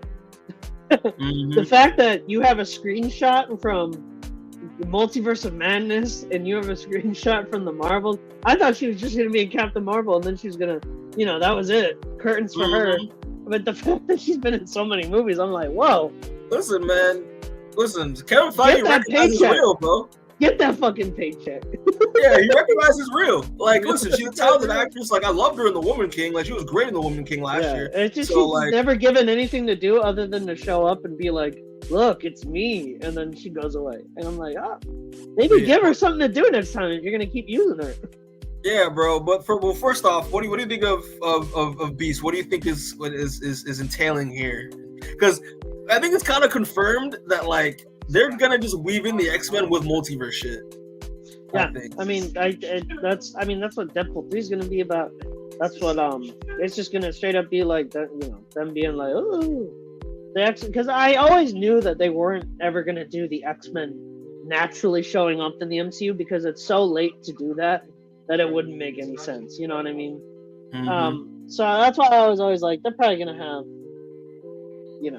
they're gonna do at the end of Secret Wars, they're gonna be like, oh, just like 2015 Secret Wars, they're gonna be like, look, we brought these worlds together because whatever, Deadpool's gonna be nice to Molecule Man and Molecule Man's gonna bring the X-Men over, some shit like that. He's gonna have a cheeseburger on his back pocket. But I like his look. I like his design. Of course, I love Kelsey Grammer. I'm glad he's back because he was so wasted in X-Men 3, which I watched 2 weeks ago. Yeah, definitely. We rewatched it 2 weeks ago, and it was so incoherent. We were like, we don't even know what's happening at all. And we tried to watch it. We paid attention, and we still didn't know what the fuck was going on. Wow. But we were, because it was me, Dallas, and Stormer, and we were like, okay. But Kelsey Grammer was fucking good as Beast. We fucking love Kelsey Grammer. Yeah, these were one of my favorite parts of the movie was him as Beast. Yeah. I mean, I'm excited to most likely see him in Deadpool 3 when that comes out next summer. Because from what I understand, like we're gonna be seeing like some of the same actors from the previous Fox films in like some appearances because they're still contractually obligated to play these characters until like a certain amount of time. Until Secret Wars is really what it is. Yeah, but yeah, because they've been saying that Deadpool 3 is basically going to be the Fox X-Men send-off, where they're going to get all the X-Men, all the first class X-Men actors and all that new age X-Men actors where they got like young fucking Cyclops with Ty Sheridan and shit all together in like the Deadpool movie and shit. I don't know. I heard it's all TVA shit with Deadpool 3. That's what I heard. Yeah, that's what I heard as well. And I don't like that. Yeah. I thought you had Mojo's right there, dude. Come on. They could just do Mojo. Yeah, they could have done Mojo and we could have all had fun and been like, oh, look, they could have done Mojo and they could have done the most comic accurate design and then just given him an MCU baseball cap. Just as a Kevin Feige, you know what I mean? Like it's big yellow Mojo with the MCU cap, and everyone would have laughed their asses off. But instead, we got to fucking see Owen Wilson waltz around the X-Men MCU verse, going, oh, you know. Oh, yeah. I guess it's not even Owen Wilson. It's gonna be fucking Matthew McFadden apparently, and I'm like, I like Matthew McFadden, but like. I like Mojo more. God bless Matthew McFadden, but like I don't think he's gonna give a shit acting in Deadpool 3 like he did in Succession. I don't know, bro. We'll see. But I'm looking forward to what they're gonna do. I mean, like if he comes back again, great. Because again, I think the character model for Beast looks great. I like Celtic Ember's playing voicing the character. So we'll see how much stuff they can implement to get us excited for the new iteration of the X-Men. Yeah, I'm just curious, but yeah, I mean, other than that, I mean, that's pretty much it. I mean, also in terms of binary, this version of Maria Rambeau as binary. Happy to see Lashana Lynch back. I want more of her because she's an amazing actress. But y'all gotta fix that suit, man. That suit looks fucking terrible. I'm sorry, but it looks pretty bad. Like that needs some work. But it looks like she has 2 quantum bands. That's cool. Like that's fine, I guess. She's Quasar now. Yeah, Declan got his wish. He has a black woman as Quasar. Sick. And yeah, I mean, I really don't know what to say on that, but I'm just looking forward to seeing more of her in the MCU. But yeah, that's pretty much it. So now we're gonna move on to second part. So obviously 2 weeks ago, listen, we love The Boys. Like The Boys is an amazing show on Amazon Prime. We're taking an MCU break. We're talking about taking an MCU break for a little bit. We'll get back to it with Loki after. Yeah, of course. But we need to talk about The Boys. Yeah, we gotta. So yeah, the boys, obviously a success. We're waiting on season 4 to come out, which is one of my anticipated shows. They dropped those 2. Did you see those 2 posters? Oh yeah, those ones look sick as fuck. They look dope, and we'll talk about that in terms of theories of what that's gonna entail. But yeah, so we're going to be talking about the new spinoff of our thoughts on new spinoffs of The Boys, Gen V, which came out last month. And yeah, man, Gen V, bro, the spinoff of The Boys, focusing on pretty much young soups who go to pretty much a soup college called Godolphin University, aka God U, where they get to learn how to use their powers and, be superheroes and also become marketers and branders and focus on acting and shit. But obviously there's more than meets the eye in terms of what God U actually really is. And obviously, yeah, this is spoilers, so we're gonna be just doing overall thoughts just to start off, and then we'll break down some characters. But yeah, what's your overall thoughts on Gen V going into it? What you thought of it? I hated the idea of it when it was announced because I was like, do we need a Boys spinoff? So you know what I mean? Like, really? Like, people were already like, all right, end the main show. You know what I mean? People were like, well, season 4 better be the last one, or else this is gonna, you know what I mean? It's gonna get tired and whatever. And I was like, and you're adding a spinoff on top of that? Fuck this. I'm gonna watch it, but I'm gonna be like, if it sucks, I'm gonna drop it without hesitation, not really feel bad about it. And then, lo and behold, I was very much pleasantly surprised at how fucking good this was. Because this was actually fucking sick. I loved it. Even the first episode, which I was like a little iffy on, was even still way better than I thought. I loved the progression over the whole season. I loved the character arcs. I loved all the characters. Very rare in a show do I love all of every the single characters, character. but like I fucking loved all the characters. I loved how different all of their arcs were, despite also like operating in the same plot. Like they were all working towards the same goals, but like the ways that they had to help achieve those goals caused them to go in different character arcs, which is so interesting to me. I loved it. I fucking loved it. I loved all the cameos. I love seeing Tech Knight fucking pull up. Bro, that Tech Knight episode had me dying. Oh my god. I was like, because I was sitting there and I was watching the Tech Knight bit, and I was like, are they gonna fucking do it? And then they didn't do it for the whole episode, and then right at the end, they're like, yeah, it's Tech Knight. And they're doing it. Me and Declan were immediately like, oh my fucking god, they're doing the Tech Knight bit. Oh my god, that's so fucking stupid. Oh man. No. Yeah, I fucking loved it. I think it's a great TV show. I think it's probably one of the best ones this year. I really had fun with it. I loved all the actors on it. All the actors and actresses fucking nailed it and it looked like they had so much fun doing it.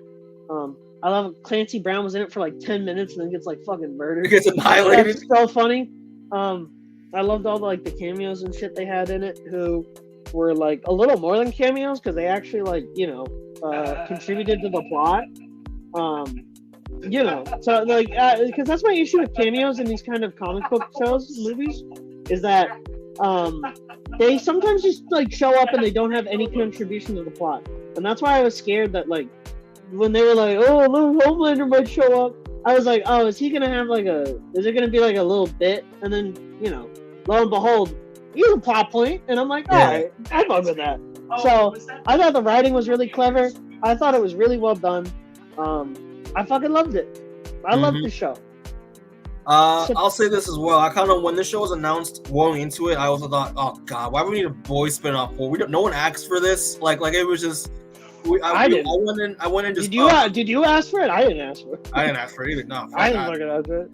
But then I bet you it was Musa. Maybe it was Musa. Musa was the only one who was like, dude, that sounds sick. I'm in day one. I'm gonna fucking it up. You know what I mean? And I was like, oh, so it was you. Like, no one asked for it, but we all knew we were gonna watch it just out of curiosity. Yeah. So, and they dropped that first teaser, and I was like, this looks kind of bad, like, because it was like it just looks like it looked like Riverdale just in the boys universe, and I was not fucking with that at all. And then the first 2 episodes dropped, and the moment I watched the first episode, I was hooked immediately. They knew how to fucking grab me, because they had to remind you, yo, this is still in the boys universe. Shit will go down. I was going to say, I think the first scene.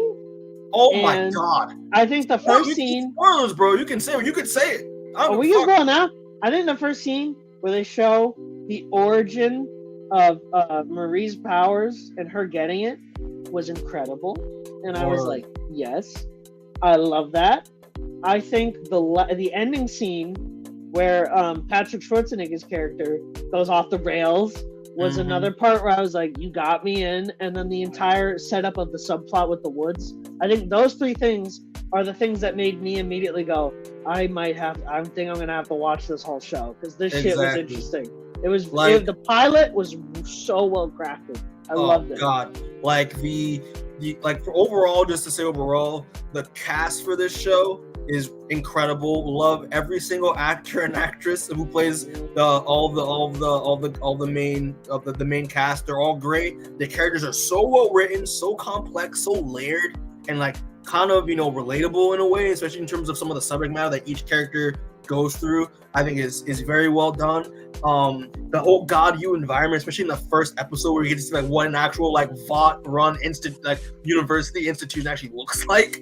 I thought was amazing. I thought it was so good and just hilarious, because like I love how like in the intro, like a promotional for the school where Dr. Shetty is talking about, like Dean Shetty is talking about like how the school is, where like we get to focus on superhero stuff and like branding, like which is like what Vought is known for, is just the way they market shit. Because there's only 2 schools you can go into: the crime fighting school or the marketing school for like acting, school. like forever acting and drama. It's literally like you can either go into actual work or like media. Yeah.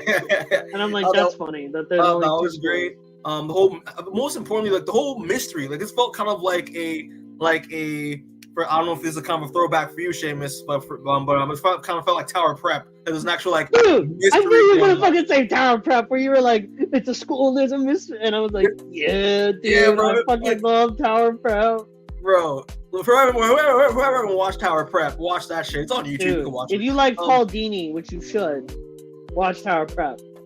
But yeah, we're like the whole mystery with like the woods and like the secret experimentation with like all these kids down there, and like what was actually going on. I fucking loved it. The cameos were great. The other characters introduced like Tech Knight. I thought Tech Knight was hilarious. Like the other plot points that happened, some of the other characters introduced, I thought were great. The ending, which we'll talk about, was fucking incredible. And I was like, okay, listen, like, and we kind of know what they're gonna set up going forward. But yeah, honestly, bro, real talk. Though, I was debating it throughout the entire watching the show. I'm like, is this better than The Boys? Is this just as good? Personally, at least for me, I'm a fan of hold on now, brother. Superhero characters and like teenage teens, but like I personally like this show a little bit more than The Boys, just because it's more my shtick. I like that. No, you gotta rewatch The Boys. You gotta rewatch that shit. I probably do. Speaking of the dead. It's been a minute, but we can obviously agree that this show is just as good as The Boys, though. No, I'm going to agree with you there. Yeah, but it's my personal preference that I like it a little better. Mm-hmm. But and I'm saying you are personally speaking blasphemy right now. but overall, I think it's still just as good as The Boys. And it's probably one of my favorite shows of the year. I loved Dude, it. You're gonna get a picture in the mail of Carl Urban doing this to you. He's gonna be flipping you the double bird. Just like, what the fuck did you do? Oh man, but we'll get into more spoilers though in terms of characters. But yeah. So just to start off with some of the character stuff. Real quick. Who's your favorite character? My favorite character? Yeah. Oh, okay. Well, even though, because I kind of listed them in order of like my favorites in terms. Okay. Okay. So wait. If they're ranked in your favorite, then we'll see who's first. Yeah. So, well, even though it's kind of flipped, even though I should have put this person first, but they're kind of second on top in the slide order, I guess. But my favorite character out of them all was Jordan Lee. I love Jordan Lee. Fellow Jordan. I put Jordan Lee and Maria Moreau as like number one on the slides because I love both of these characters a lot. I love both of them almost equally, and I love their relationship together. I thought the way it evolved over the course of the season was not only so interesting, but so fun to watch. And I think all three actors and actresses did such a good job, especially both of the actors for Jordan did such a good job. Oh my god! Maintaining continuity in the character and it's so good. I fucking loved it. So here's the thing, right? So obviously Maria Moreau is played by Jasmine Sinclair, who's from Chilling Adventures of Sabrina, which you haven't watched that show. That show's great. And Jordan Lee played by London Thor and Derek Liu. And here's the thing, right? It's kind of funny for me because I knew Derek Liu way before this show, just because I knew him as a rapper first. Dude, I remember. I remember him from somewhere. Yeah, like he was like kind of like a somewhat like popping like underground rapper for a little bit, and like he just vanished. So I didn't know where the fuck he was. So I was like, when I saw Gen B, I was like, where the fuck do I know this guy from? Look, I was like, oh my god, it's freaking Derek Liu, bro. Where has he been? Where's the next album? Like, come on, like it's just dude. But I fucking love LA Confidential. Where's the next one? Dude, like, dude, listen. It's Love's on my rotation. It's on my rotation. I fuck with that song. But like, he dropped an EP in 2020. I think that was the last time we heard music from him. But yeah, I digress. But Maria Moreau, love this character, love the backstory. Like obviously the first 30, 20, like 10 minutes where you can see her origin of like her killing her parents, I thought was amazing. That was a really way to start off the show. Her relationship between her wanting to go to God U because of her parents, admiration for the Seven and her motivation to like be the first Black one on the Seven. That was really interesting, but also how that contrast with like we got that contrast with like, yeah, she'd rather go to college than go to another fucking like, you know, facility that like I forgot which facility it was, but the facility where like they keep a lot more like the bad soups. Was really interesting, and that was kind of like God used kind of like her way, her kind of like her sanctuary in a way, which I thought was really interesting. Her relationship, but like her need to like, you know, the reason why she's doing why she wants to be a part of the Seven, and like why she's going through the schools, because not only to like fulfill her parents' dream, but also like, you know, make her sister not think she's a monster because her sister found her with her parents' dead bodies when they were children. That was a really interesting way to go about it. But I don't know about you, Seamus, because I love how like they kind of addressed it, like, yeah, like that her vision of what her parents wanted for what her parents wanted for her was kind of wild, because the reason why I like Gen V a lot is because this is the first generation of soups that know that they were injected by Compound V by their parents.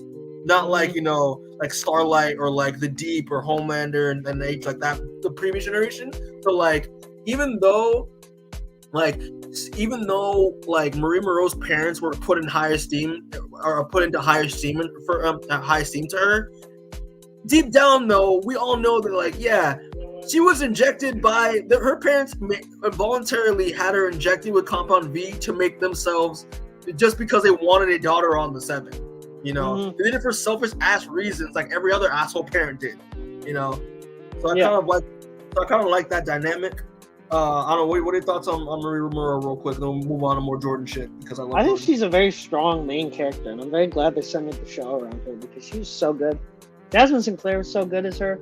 I like that they are keeping the superhero alliterative names for the main character with Maria Moreau. Was very funny to me. And I was like, yeah, they're doing the fucking Bruce Banner, Peter Parker type deal. I love that. I loved her. I loved her powers and shit. They managed to make a really gross power look awesome.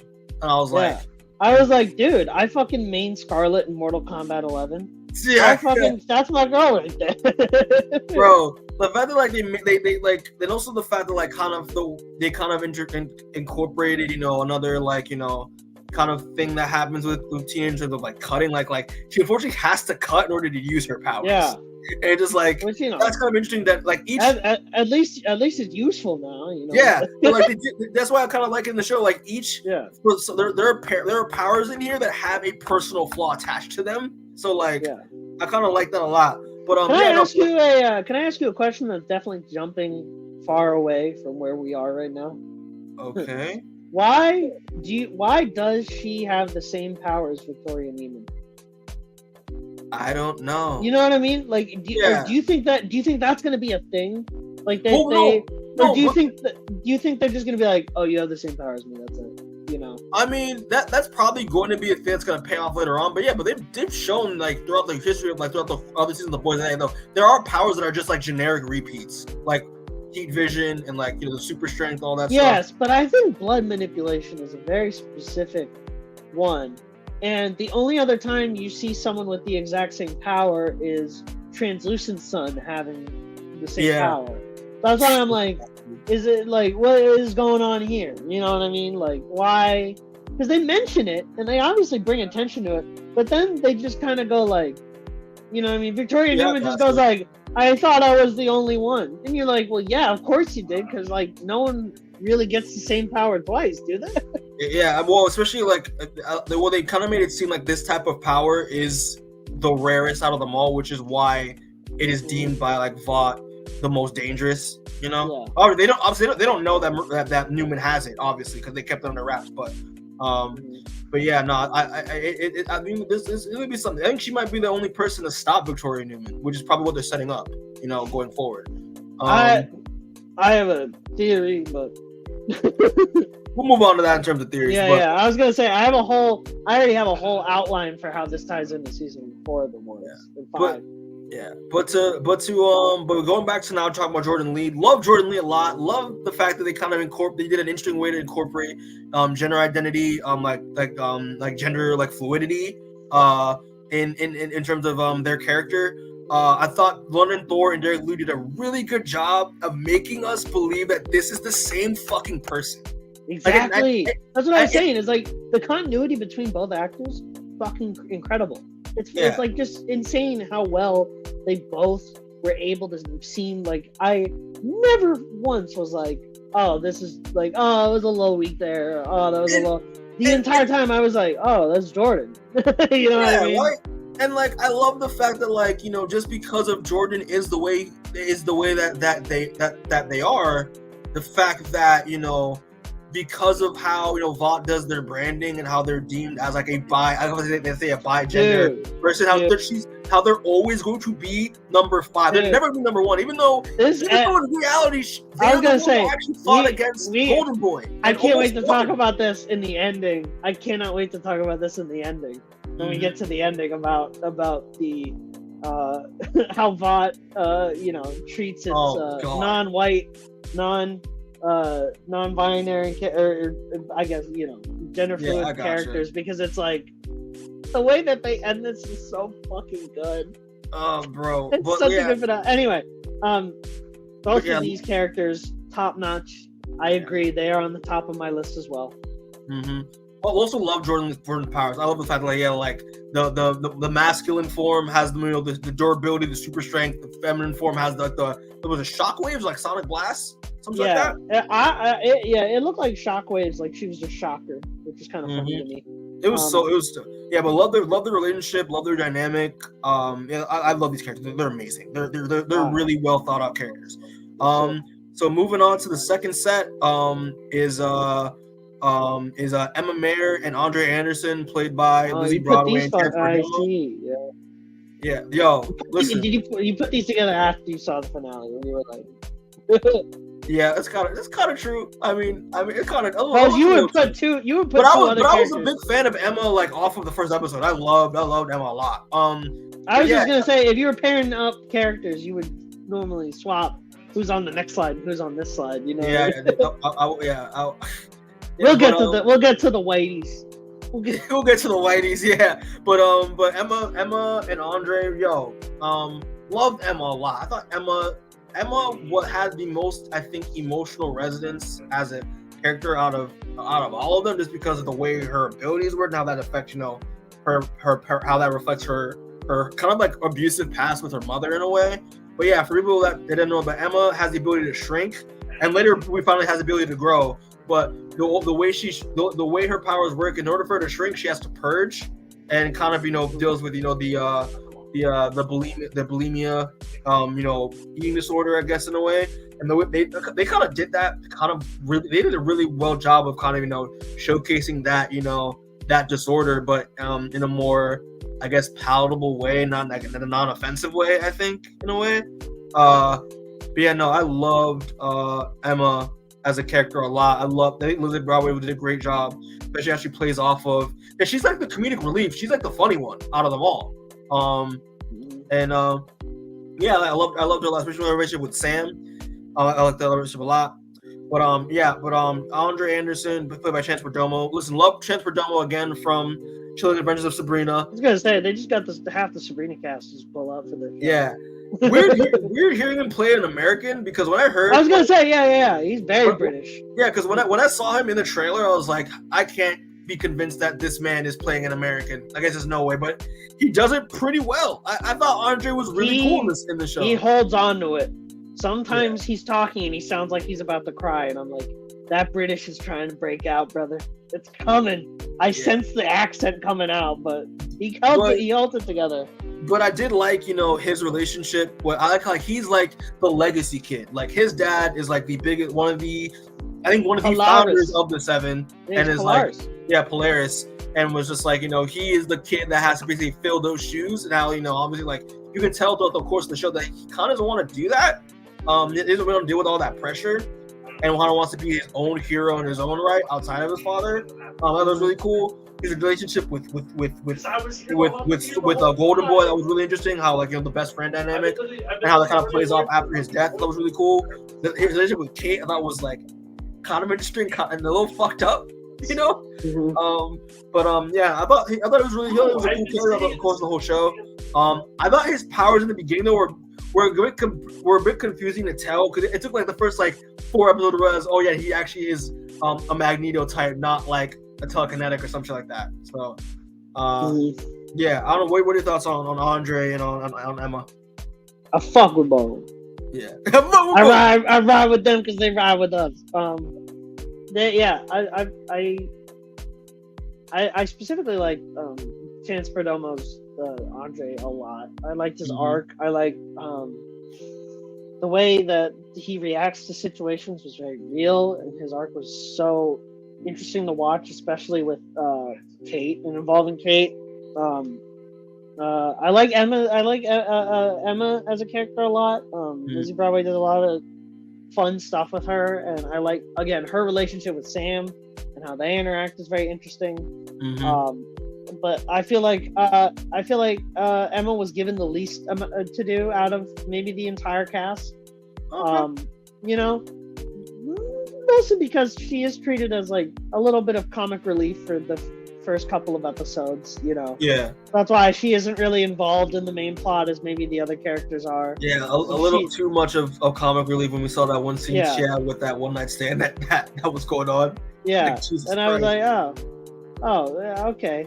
Yeah, man. Whatever. Shit. Go ahead. The boys got to get their boy shit in, and I'm gonna let them do it. But yeah, I think that I hope that for the next season that she is given maybe a little bit more to do.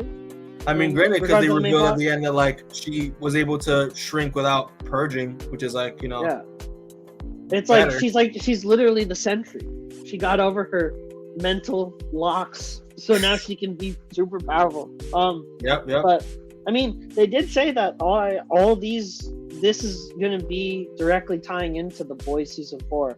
I have a little bit of a hunch that they might show up for an episode. But yeah.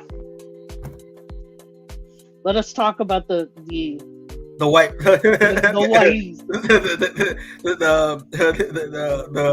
what was it? The new Guardians of the Godolphin? Yeah, the new Guardians of Godolphin. Oh God. But so the final 3 characters we're going to talk about is Cate Dunlap, Sam Riordan, and Golden Boy, played by Maddie Phillips. Golden. Let the record show that Golden Boy is chill. No. I actually listen. Let the record show. The fact that this is Arnold Schwarzenegger's kid, which I didn't see because he doesn't look like him. I was my boy Arnie. I was impressed. I was very impressed by Patrick. I thought like because obviously he dies in the first episode, but I thought that like he kind of casts a shadow throughout the rest of the series in terms of like the Woods, his relationship with Andre and Cate, and his impact he had on his brief instance with with Marie, and obviously the relationship with Jordan. I thought like his death cast a really good shadow, and I love that a lot. And I thought that he was a really cool character in terms of his relationship with everybody else. I thought it was very fun and a good shocking way to have an inciting incident for the entire mystery to slowly unravel. To be like, well, why did the number one superhero at this school go crazy and start killing people? You know what I mean? And I was like, that was really well done. I like that. His powers were cool. I mean, like they literally were setting him up. Like they literally said we're setting him up as like in the trailers and like in like the first episode and before the ending as the whole manner of the show. And I love how that wasn't the case at all. Yeah, I'm glad. Yeah. And he actually, even when they flashed back, they were like, no, he was chill. He was a good dude, actually. Yeah, he was actually a really nice guy. I was like, oh damn, oh rip that dude. He was actually good. Man. I fucking love Cate and Sam's characters and their arcs. I love my little MAGA boy Sam. Bro, I love that shit. When you saw Sam talk to that guy who Marie who Marie like castrated, and he said, "Oh, we're gonna go to this little thing, like Emma will be there." And it's the freaking Victoria Newman thing with that Connor Carlson reporter. I'm like, I literally was like, they're not gonna make Sam this precious boy the next Homelander, please, please no. Yeah, bro. I thought Cate was I underestimated. I did underestimate her too. where I was like, oh, I don't know if I'm gonna care about her as much. And then she had the best art. Yeah, I was like, I don't know why I should care about Golden Boy's girlfriend who has the most blandish power. And then realize, oh no, wait, she's a lot more powerful than we. Oh no, wait, she has maybe one of the best tragic downfalls of any piece of media in the past 10 years. Mm-hmm. Bro, so well done. I loved it. It was so well done. Like it's just like, you know, her decrescendo, I'd say. Like it's just like her going from, you know, just Golden Boy's girlfriend to now like hardcore ass villain. Like it's like who honestly like started like, and it's like understandable too. It's like understandable. As you're like, yeah, I mean, I would like I wouldn't do that, but I totally see why you would. And her relationship with Shetty is why I had that like steady decline, because Shetty was pretty much using her, was suppressing her abilities and like suppressing her full potential, and like that's how she related to everybody else who was in the woods. I don't know, and wasn't she a part of the reason why Sam and Golden Boy were experimented on, which is also like they're having memory issues and stuff because of her.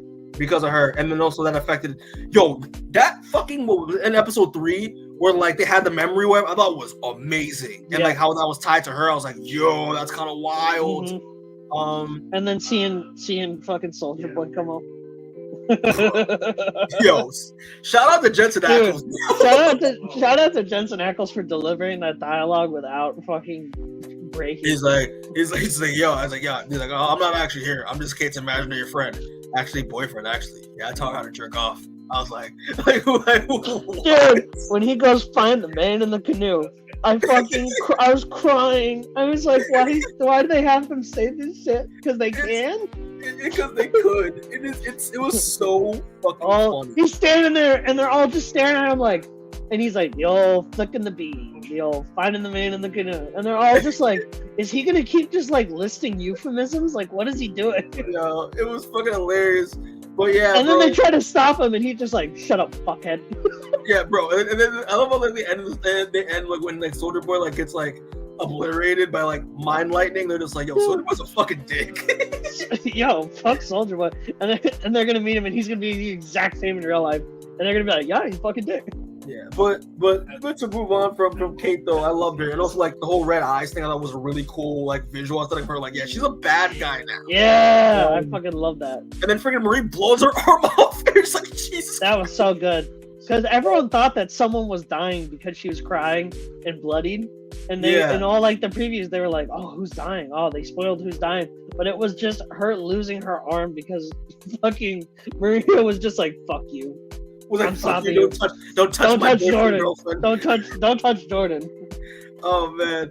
To talk about Sam real quick, I love Sam like throughout the course of this show. And I thought he was a very empathetic and kind way to talk about a psychopath. I thought he was great. The whole thing with the puppets I thought was hilarious. I was like, it's so funny. He's just seeing like Sesame Street puppets the entire time. I thought that was pretty funny. His relationship with Emma, I loved a lot. How like, you know, they kind of the way they contrasted each other and like relate to each other, do like their like mysterious, like do like their tragic backstories. Of it a lot. Of again like Sam's relationship with his brother Golden Boy was again one that casting shadow at throughout the course of the show, because like Golden Boy kind of showed that like was kind of the physical manifestation of Sam's like morality and his humanity that he still had intact, which Kate got rid of with her powers, which can control like Kate can not only mind people's mind, but she can also control people, but she can also like take away people's emotions as well, which is again even more dangerous because now that Sam doesn't have any empathy, he's pretty much just as much of a psychopath as Homelander is. You know, which is dangerous. She could make supervillains, which is nuts. Which I was disappointed by. I was loving Sam so much. I didn't like the fact that they took my precious psychopathic boy, crazy person boy away from me. Now he's just another Homelander. I was like, God damn it! It's just like I was so mad. But like, yeah, but I didn't think that Ace of Germany did a really good job with the character. Like I thought it was so funny. I just love it. I love that moment with him and Emma in that like abandoned like bowling alley, and you're just like, yeah, you're fucking crazy. He's like, yeah, I am. Multiple mental hospitals. I thought it was like, oh, he's so funny. I thought it was so funny. It's adorable. It's like, I'm just pissed that he's like a MAGA guy now. I'm like, God damn it. But yeah, I have nothing else to say on these. they're great characters, but they're like they're more on the bottom tier just because because they turn, besides Golden Boy, they turned evil, and I was like, God damn it. But it was still cool. Mm-hmm. So now we're gonna talk about just real quick, then we'll move on to the theories, the theories bit of it all. And obviously and the ending. So the show pretty much ends with one of the best cameos ever, because the cameo actually had an integral role with freaking Homelander shows up at the end, which we all thought, hey, like Homelander's gonna show up, and then they're gonna get rit of all the bad guys that escaped from the woods. They're gonna save the day. But no. This is the boys we're talking about, and because the boys, it's Vought doing what Vought does best and spins the goddamn truth around, and you have freaking Homelander go up to Moreau, and she's like, be like, oh sir, thank you for coming. Like, we need your help. It's like, what kind of fucking animals are you? Yo, I'm doing this here. He was about to drop the N-word, I sensed. He pretty much did. So, like, it was dropped. I was like, is he gonna say it? So pretty much Homelander goes up to Marie Moreau and pretty much pins her and twists her to make it seem like, they're the bad guys of all this. And they started the whole riot with, the kids in the woods escaping. And he shoots her with his heat blast. I thought she died. I thought she bit the bullet. I was like, holy shit, she's dead. And they wake up in another facility.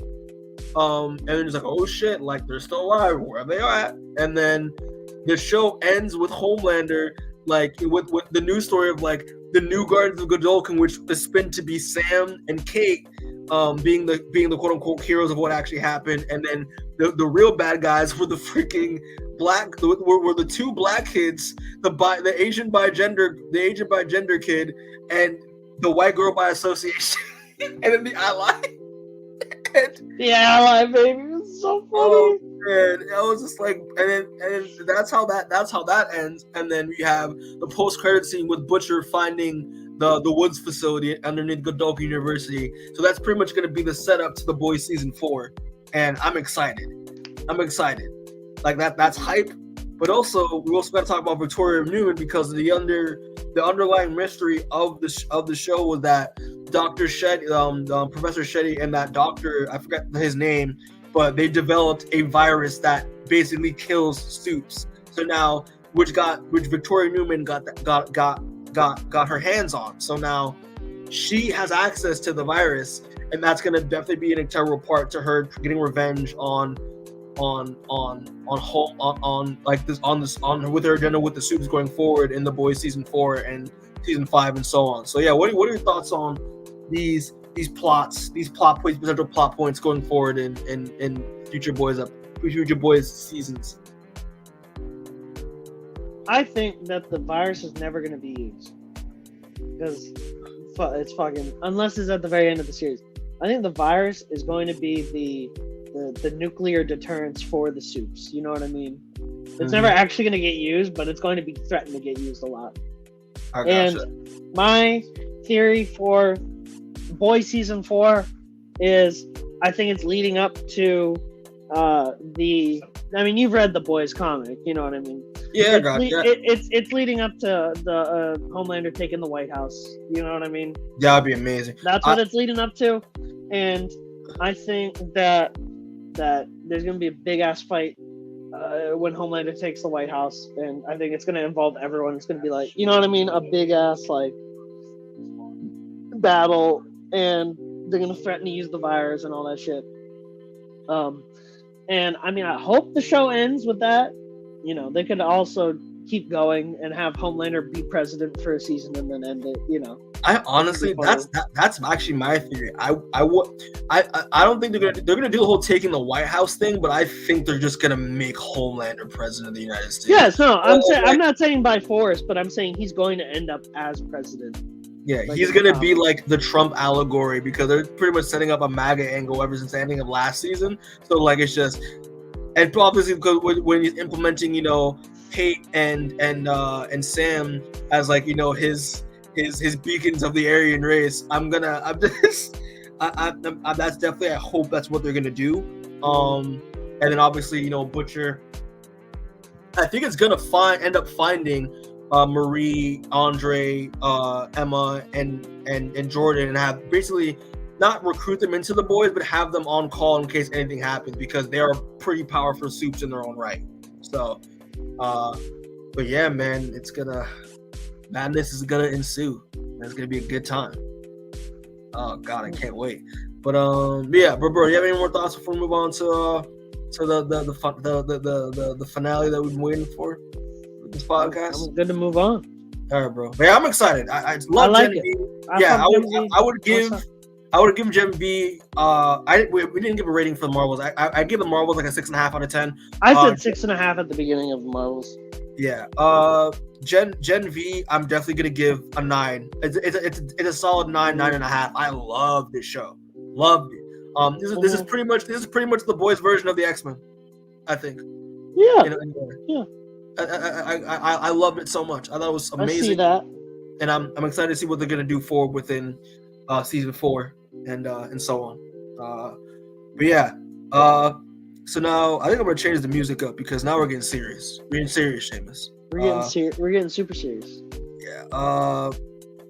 But yeah, bro. So obviously, Loki season 2 dropped last month as well, and yeah, bro. It's been there wasn't really a lot of the end, but yeah, guys. Now we're gonna be talking about Loki season 2, and okay. Overall thoughts, Seamus. I'm gonna say this off rip just to start off, bro.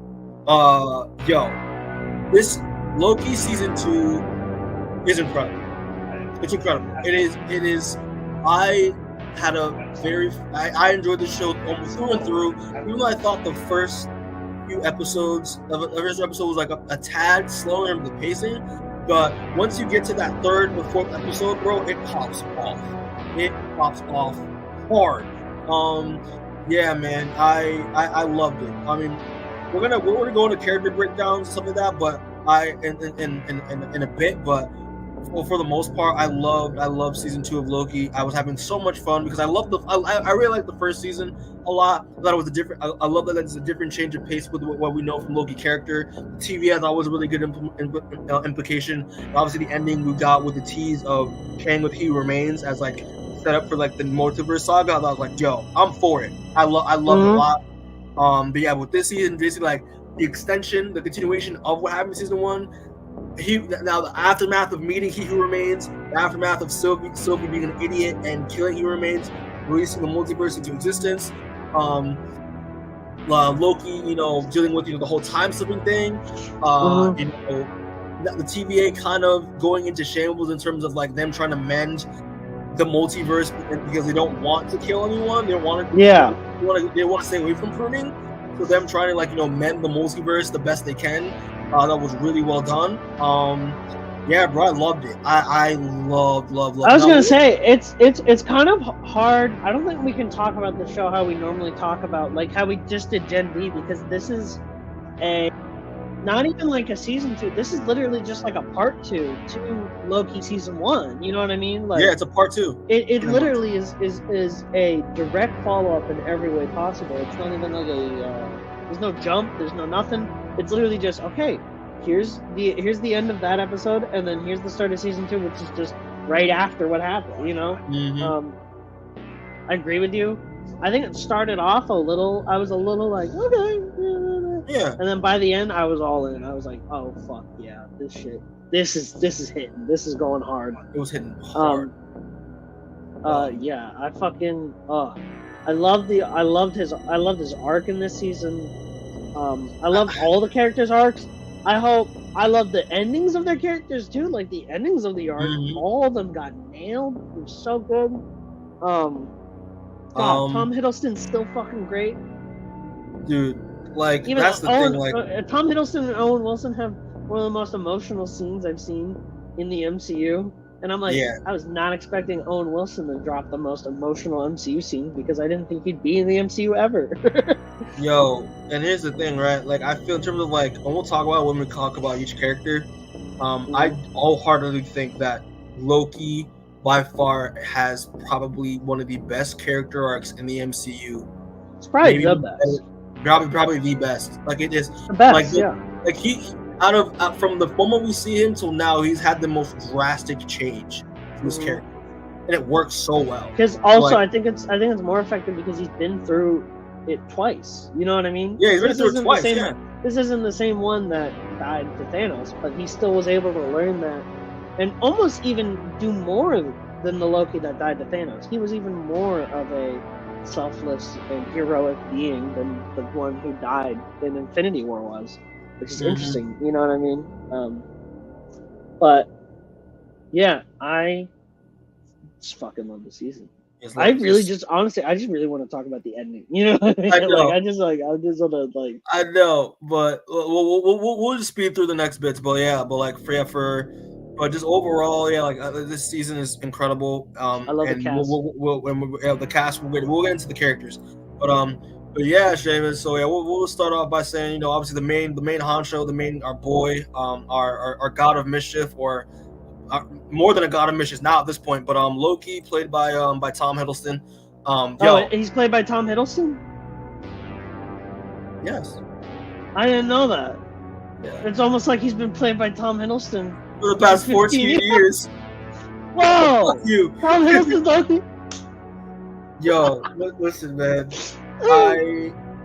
Tom Hiddleston's performance made me listen. I'm not gonna lie to you, bro. I never really was the biggest Loki fan. I liked Loki, like, you know, in Thor, in the first Thor, and in the Avengers and all that stuff. And especially I came to like him more in Ragnarok than anything. But like, Tom Hiddleston does a really good job of making me really feel and care about this character. Like, like it's just you know, he obviously he understands the character to a T in terms of, you know, how Loki, especially when Loki started off, you know, as the god of mischief, as, you know, the guy who's mostly cares about himself and no one else. And obviously now, you know, after all the events of season 1, having him, you know, face to face realizing, yeah, his glorious purpose is kind of meaningless and bullshit, and he has to grow in terms of, you know, realizing that like there's a cause bigger than himself in terms of like him, the TVA, and, you know, in terms of learning how he remains. But now in his arc in this season is more about how now he's focusing on a cause bigger than himself in terms of getting involved in TVA. But now he's focusing on, you know, realizing more of, like, you know, fully getting rid of that selfish nature that he's dealt with for so long in terms of his character. But also now he's finding something worth fighting and sacrificing for. And I love that a lot so much. I love time slipping aspect of his character. The fact that, like, you know, he's jumping in random points in time and then jumping in random points in time randomly, and how, which we find out throughout the course of the show, that this time slipping thing that we thought was an affliction in the beginning is actually a new power that he's been developing that he has no control over. I love that a lot. He grows in terms of character. He grows in terms of power. Like, I thought Tom Hiddleston did a really good job at, like, in terms of his performance, and especially his dynamic between each character. Even though even the smaller characters, thought like his interactions involving them were amazing. And yeah, man, Tom Hiddleston again. As we're not surprised. We know he's been killing it. He's been killing it ever since we saw him in Thor 1. You know, and I feel like he does I think he does his best work here, in my opinion. He really does a really good job, you know, fleshing this character out the best he can, and it's amazing. Yeah. What any more thoughts on Tom Hiddleston's performance? He's probably the best actor in the MCU right now. Really, just operating, because, like, they've hired better actors than Tom Hiddleston, but, like, he's the one who's bringing the most sauce to this role. Somehow, some way, he is, you know, able to take what the MCU gives him and make it into something that's great. And that's why I fucking love him. And that's why I kind of hope that he doesn't stop playing Loki. Yeah. Because, if he does, it's fucked.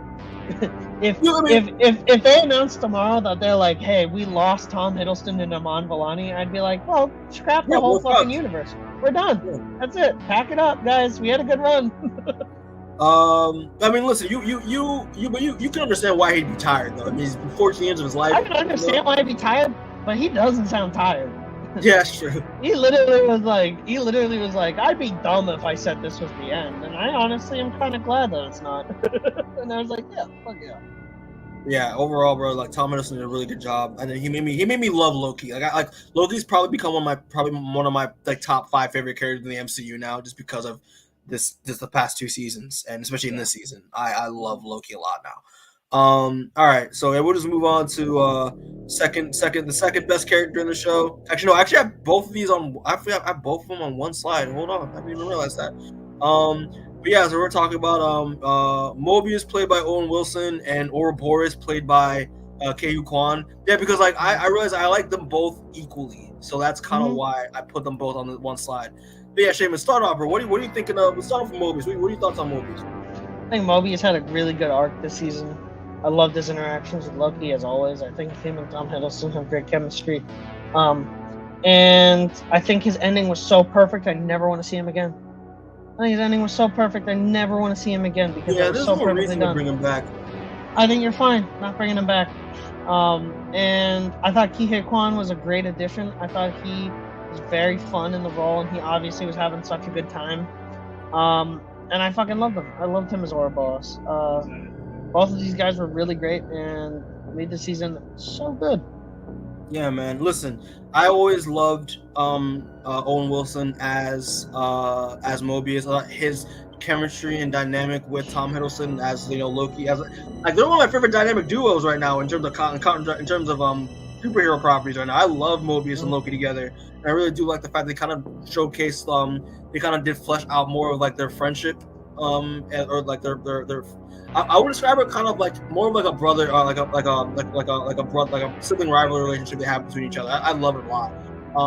And seeing like we finally got to see that. I like how like his arc mostly is that like he like because Moebius is so focused on his job at the TVA, he never really thought about like especially when they reveal about who they actually are, that they actually are variants taken from taken from branches off in the multiverse. That like he never. Thought about what his life actually was like before that. So I like the fact that we got to see like him as a jet ski guy, and he has 2 boys, and he's raising them as a single dad. I thought that was like such a nice way to realize, oh yeah, like maybe I have been wasting my life at the TVA. Like I thought that was a really interesting arc for him, this character to take, and the fact that when he had that ending, I thought it hit home. Like he realized he had to actually like start to live outside of the TVA. Like it was about time. He's put in the skin. He has skin in the game, and he realized that his time there is done. He needs to move on. That was really good.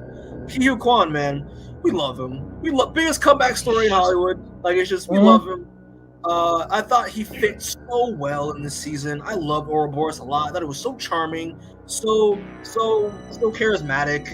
And I thought he had some really good lines, and obviously we'll talk about him and Victor Time. I thought he played off of Victor Timely so well, as well. And yeah, he was just Data, but like TVA Data, and I love that a lot. He did what he did best, and just played Data again, but on a bigger scale, and I love that a lot. So yeah, Quan, man, he killed it, and I love the fact that like he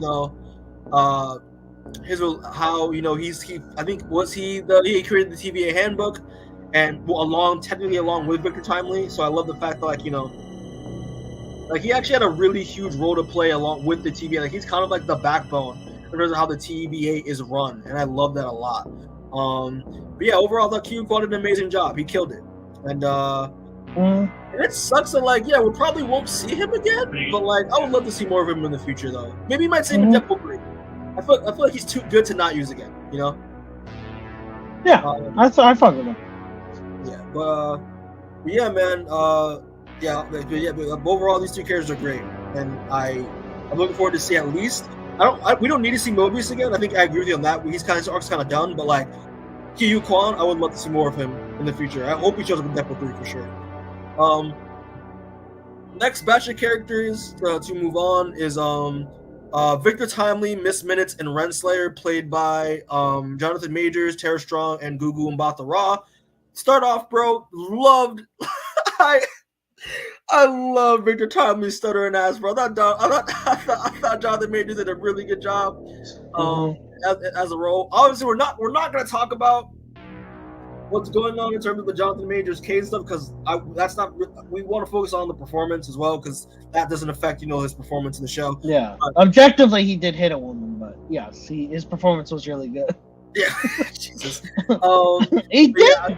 Yeah, I thought that I thought Victor Tommy was a really good, because Victor Tommy wasn't what I was expecting. I thought Victor Tommy was going to be a somewhat antagonist of the show, just because he's a Kang variant, and and from what we saw from Quantumania and that post-credit scene as well, all Kang variants are evil.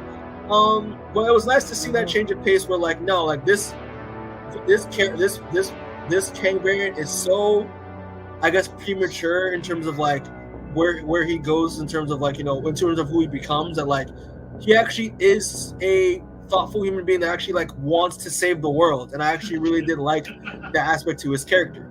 Love the fact that he was a con man. Love the fact that he his dynamic with Ourobouros. I love the fact they're a bunch of nerds that both technically made the handbook of the TVA. I love that a lot. His dynamic with, I love the fact which we see I believe we see in episode 4, 5, and 6, is his goal to be the guy who saves the day, in terms of we see him try to close the to make the loom bigger, and we see this man die over and over and over and over again, and it was really good stuff. Love his dynamic with Rennslayer, as well as Miss Minutes. Miss Minutes was unhinged. I love Miss Minutes. Very strong as Miss Minutes was unhinged, and she was low key, just she was a menace, and I like that a lot. Rennslayer was pretty cool. Liked her dynamic of how she wanted to make the TVA into her own image, and how that kind of how that went. Yeah, I thought they all did a really good job. For the most part. But yeah, James, what are your thoughts on Timely, Miss Minutes, and Rennslayer? I thought the use of Timely was very well done. I'm glad that he wasn't the main villain, because that would have been a little reductive, given that we just saw Kang in the first season. Exactly. I think the more effective villain was Kang's actions and trying to stop those. I think that was way better. Miss Minutes was super unhinged, and I really liked the kind of very odd horror vibe they went. And I like Rennslayer. She was kind of not used as much in this season as she was last season, but that's fine. No. She did a fine job. I liked her ending where she gets dropped off at the end of time. That was funny. Yeah. Yeah, bro. I love with these characters. Miss Minutes, bro. When you see her, I'm like, yo, you should make me a body so we can fuck. I was like, what the fuck is going on? Yeah, dude. I would have done it. All right. I would have done it. Look, let's move on. We agree. We would have done it. Oh man, yeah, but we would have done it. But yeah, all these three characters are great, and yeah, I mean, they're great, and they're a good addition. I do agree that Rennslayer didn't really do much this season besides the old twist with her actually revealed that she was with a variant of her was originally with He Who Remains, and she was pissed she had her moment of glory and that was taken away from her. I kind of like that angle with her character. Moving on.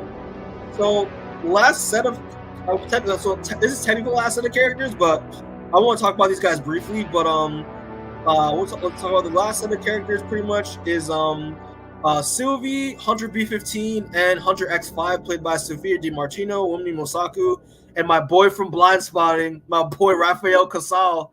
Not gonna lie, got bro. shafted this season a little bit. Yeah, not gonna lie, bro. Real talk. I didn't really like Sylvie in the first season. I thought she was very annoying, and also I thought she was very annoying, especially towards the end. And I was like, same vibe here. But I also like that we saw. But also like that they didn't, because she was a big part of season 1, so she got most of her giant role out of the way. But at the same time, every time they needed her to come in, she showed up, and then when we didn't need her, they didn't need her. And I appreciated that, But honestly, this her reiterating the fact that she was happy with what she did, even though she made everything fucking worse, was annoying. And she went to work at McDonald's. Yeah, do that shit. We're the big battles and shit. Like that fucking matters. B-15 that was alright. She didn't really do much. That Gumi Mosako didn't really get that much to do. Yeah, the Sylvie and B-15 really just were like sidelined this season, which is fine. They're making way for like Quan, which is I liked him better anyway. So yeah, I did like the fact that her arc in this show kind of went for her like developing more of a leadership role in the TVA, which paid off at the end pretty much. So I kind of like that aspect with her character. Hunter X5 that was cool in terms of like he was an example of like, hey, like a guy who was TVA all the way, but then when he had an instance of what his old life was like, he wanted to keep it that way. Like I thought the whole Brad Cage? What his name was? Brad Cage, something like that. I thought that was really cool. That was a really fun like angle they took with his character. But yeah, didn't really do much. But again, like Raphael Casal, he's a good actor and he did a good job while he was given. So yeah, I thought the episode where Loki kind of went back to his villain unhinged stage for a second, trying to kill him and trying to threaten him by having him get crushed, and we saw Miss Minutes actually crush a fuck ton of people with that thing. I was like, holy shit, that was kind of wild. But yeah, like he didn't really. These three characters didn't really do that much, but it is what it is. I don't know what other thoughts do you have on these supporting characters, pretty much before we move on. They all got kind of sidelined because the show is called Loki, so it was about Loki. You know what I mean? Like, this second half really specifically was kind of Loki's entire arc. They were present for the first like couple episodes, but by the last 3 or 4, it was like, yeah, this is a Loki show. Yeah, pretty much. So I liked them, but like again, they didn't do much this season, so it's hard to really talk about them without repeating myself from the first time we talked about Loki. You know what I mean? I got you, bro. But yeah, I mean, I'm just happy Sylvie got kind of shafted because she was annoying then and she was annoying now. But like everything was her fault and she couldn't realize the fact that like she fucked everything up and it was her fault. Take responsibility for it. Like, it's almost like she's supposed to be a younger Loki. It's almost like she's supposed to be a mirror for a younger Loki who would do whatever he wants and then wouldn't take responsibility. And then that's what drove Loki to fully take responsibility for the timeline itself at the end. Yeah. What? Yeah, but we'll talk about. I'll talk about this. Fuck you. I'll talk about that part with Sylvie in the finale. But yeah, so now we're at the finale section of the review. So here's the thing, right, Chambers? Technically speaking, the way I set this up, we're not done. We gotta talk about one more character because he was my second favorite part of the finale. We gotta talk about the reveal of that. All the events of Loki season 2 was all orchestrated again by my boy, He Who Remains, who's played by Jonathan Majors yet again. Oh, he is? I thought he was gonna give. I thought they were gonna recast him with What's that young boy's name? Brian Tyree Henry? Oh man. Listen, bro. John Boyega. Oh god. When Loki, obviously, when he controls his time slipping and which I love that part of the ending where he's just like he's trying to stop them from blowing up over and over and over again to the point where he does it, where he's been doing it for pretty much 1,000 years, and realizes that he can't fix it, which I love. That Loki doesn't get what he wants, he can't fix it, so he ends up going to the one pivotal moment that changed everything, which is when Sylvie killed He Who Remains. Yo, when this man, when after noticing that Loki's getting smarter and smarter, when this man just stops time and is like, so you finally got up, you're finally doing it time speed, kid. Good for you, bro. Good for you, champ. I was like, yo, and the thing is, like, they could have done it in a way where, like, yeah, like, I think it's kind of Jonathan Major's performance where it's like, yeah, him being the guy who orchestrated the Avengers season 2 as well is kind of low-key, kind of stupid. But Jonathan Majors just goes with it and sells it so well. We're like, you know what? I kind of accept this. I accept this reason. He does. Listen, we can all agree that like this version of Kang He Remains is like the best thing that Jonathan Majors has done so far as the character. Like I love his performance, love his wittiness, love his kind of like Willy Wonka wackiness. Like it's so well done. And the fact that like he's having his back and forth with Loki and it's like, listen, man, it was all me. I was just waiting. You're the reason why I'm letting you time slip. Remember, like, come on, listen. I didn't expect Timely to be my saving grace. Nah, bro, you're my saving grace. Reincarnation, baby. Repeat after repeat after repeat. I love that so much. That's good.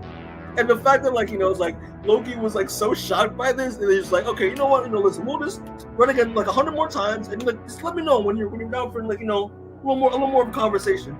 Loki does that, and then freaking He Remains starts time back up again, and Loki just pauses like, "What makes you think we didn't have this conversation already?" I was like, "Yup, fire."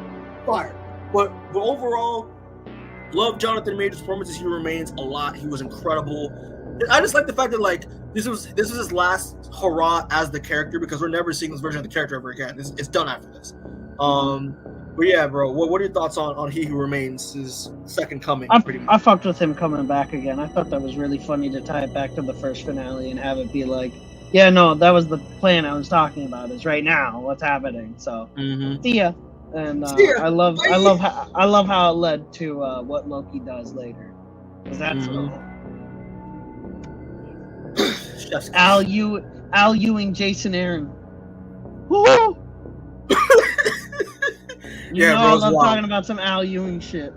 Yeah, bro, it's wild. But overall, bro, good Jonathan Majors, good shit, and I hope he didn't actually hit anybody, because I wanted to play. Isn't there footage? I thought there was footage of it. I don't think there is. Multiple eyewitnesses. We're not talking about this. We're not talking about this. Speaking of, I'm not gonna say anything other than I did watch the Boondocks episode of the R. Kelly episode of the Boondocks yesterday. That's all I'm gonna say. I'm leaving it at that. If you know, you know. All right, bro, but you can't argue against that. You can't argue against it. I don't want to talk about this. We gotta move on. But, now let's not talk about it. Let's not get political here. Yeah, no, we're not doing that shit. But all right, so obviously the moment that Seamus has been waiting for, so the ending of Loki season 2. So the way the show ends, Loki realizes that since he can't fix the loom, he has to find another way to solve things. And he realizes that you know what? The loom, I can just destroy the loom instead, and then have myself with my new godlike time powers be the person to end up maybe being the loom's replacement. So he ends up destroying the loom, all the branches end up withering and dying, and then he ends up, and we see him don this amazing new Loki costume, which I think is phenomenal. But he ends up breaking the loom, grabbing all the branches and fusing them with his powers to keep them alive. And we see him walk through the end of time, grabbing every single branch. He goes up to He Remains his feet, pretty much his throne, and takes all the branches, combines them together, and ends up forming the World Tree. And this officially cements Loki now, which is confirmed by Marvel Studios as his new places in godhood, being now the God of Stories. And this moment was incredible. I was like, my jaw was dropping, dude. I was like, this is the most comic booky shit I've ever seen. Yeah.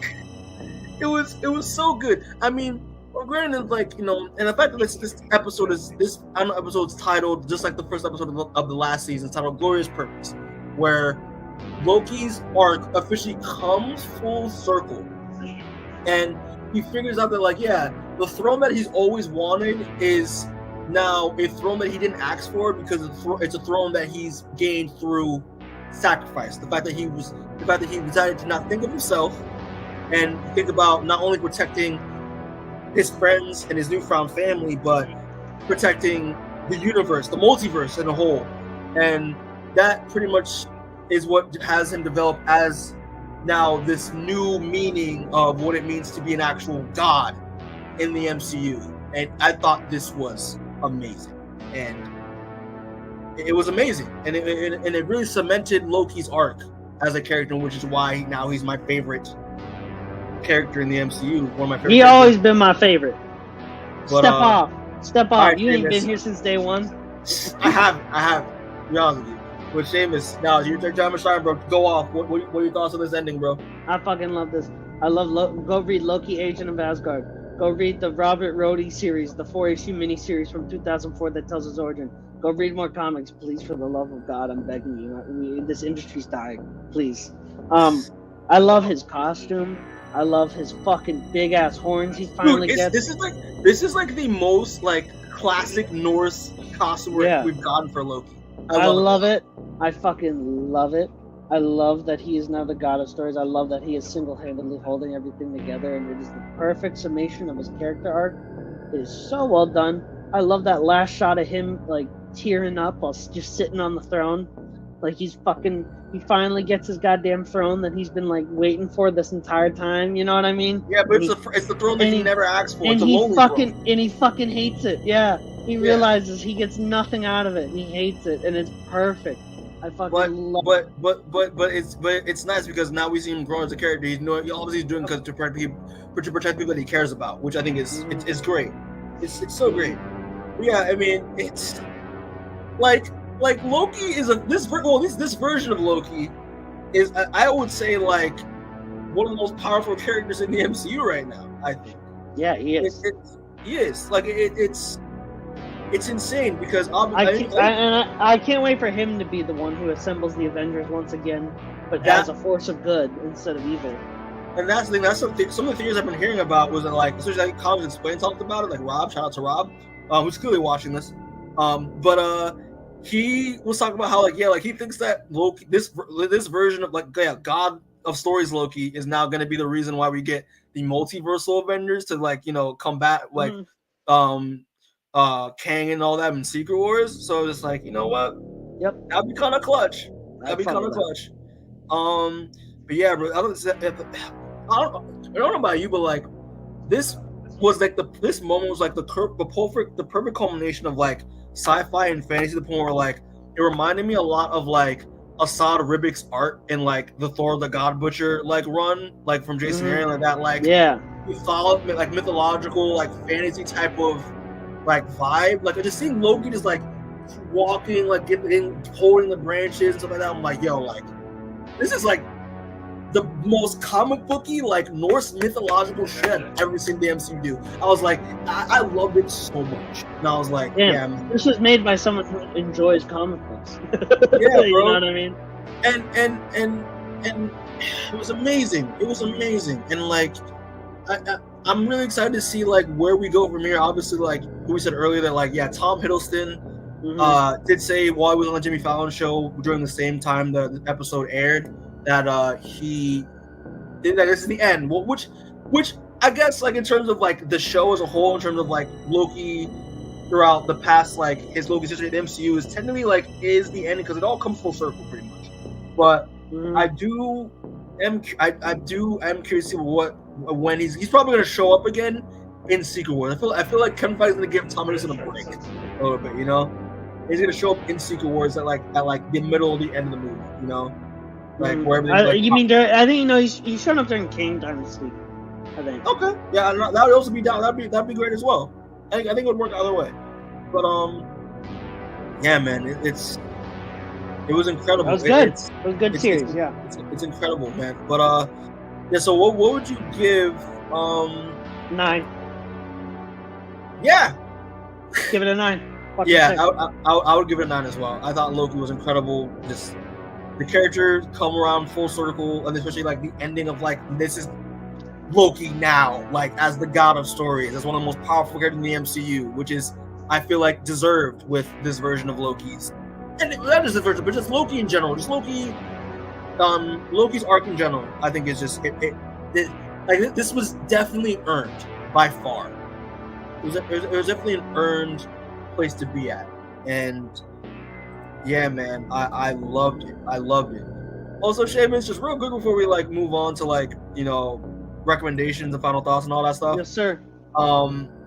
What are your thoughts on this theory that's going around? I think I sent it to you when we started laughing, but like the whole like, okay, because Loki's energy is green and he's now like the Infinity Gems thing. They're like he's the Infinity Gem. He's like the totem for like the Infinity Gem, or like the personification of the Infinity Gem. I think it's fun. It's fun until you start trying to come up with the other colors for the other stones, and then you immediately go, "Wait, I don't fucking like that character." Yeah, you know. It's fun. It's fun until you get the purple, and then you're like, "Who the fuck? Black Panther's dead." You know what I mean? He can't be power, and I don't want Shuri to do that. Forget about it. You know what I mean? Oh man. A quick thing I wanted to mention that I saw while we were going through this. It was about an hour ago. Yeah. Why did your jaw drop?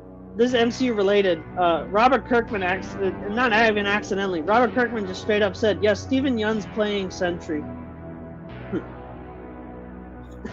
Robert Kirkman was drawing Invincible, and he was like, yeah, Steven went in to go do a fitting for Sentry today. Can I say Robert, Robert Kirkman or Ryan Otley? Robert Kirkman said it. He was sitting there, and he's like, I don't work for Marvel. I can say it. What are they going to do? And he just straight up was like, yeah, he went in for a fitting today. I think he's playing Sentry or someone like that. And I was like, and I was fucking looking at that, and I was like, no way, Kirkman just like, bro, you know better than that, Kirkman. Come on. He does. Why would you do that? He doesn't care because he feels so comfortable in the safety of his own Amazon Prime domain. You know what I mean? That he's like, I can't get in trouble. But I saw that. It was 2 hours ago. It was posted, where he says, what was it? I think it was a stream with was it David Finch? I think maybe, where he was talking with David Finch while David Finch was drawing some Invincible shit. Anyway, he was like, yeah, my good friend Steven Yeun is playing Sentry in a movie, and he's like, I hope I don't think this is a spoiler. I'm getting in trouble. And he said that Steven came back and told him, I guess I only play superheroes who are yellow and blue. And then he goes, oh wait, no, Invincible's technically blue and yellow. Which I thought was pretty funny.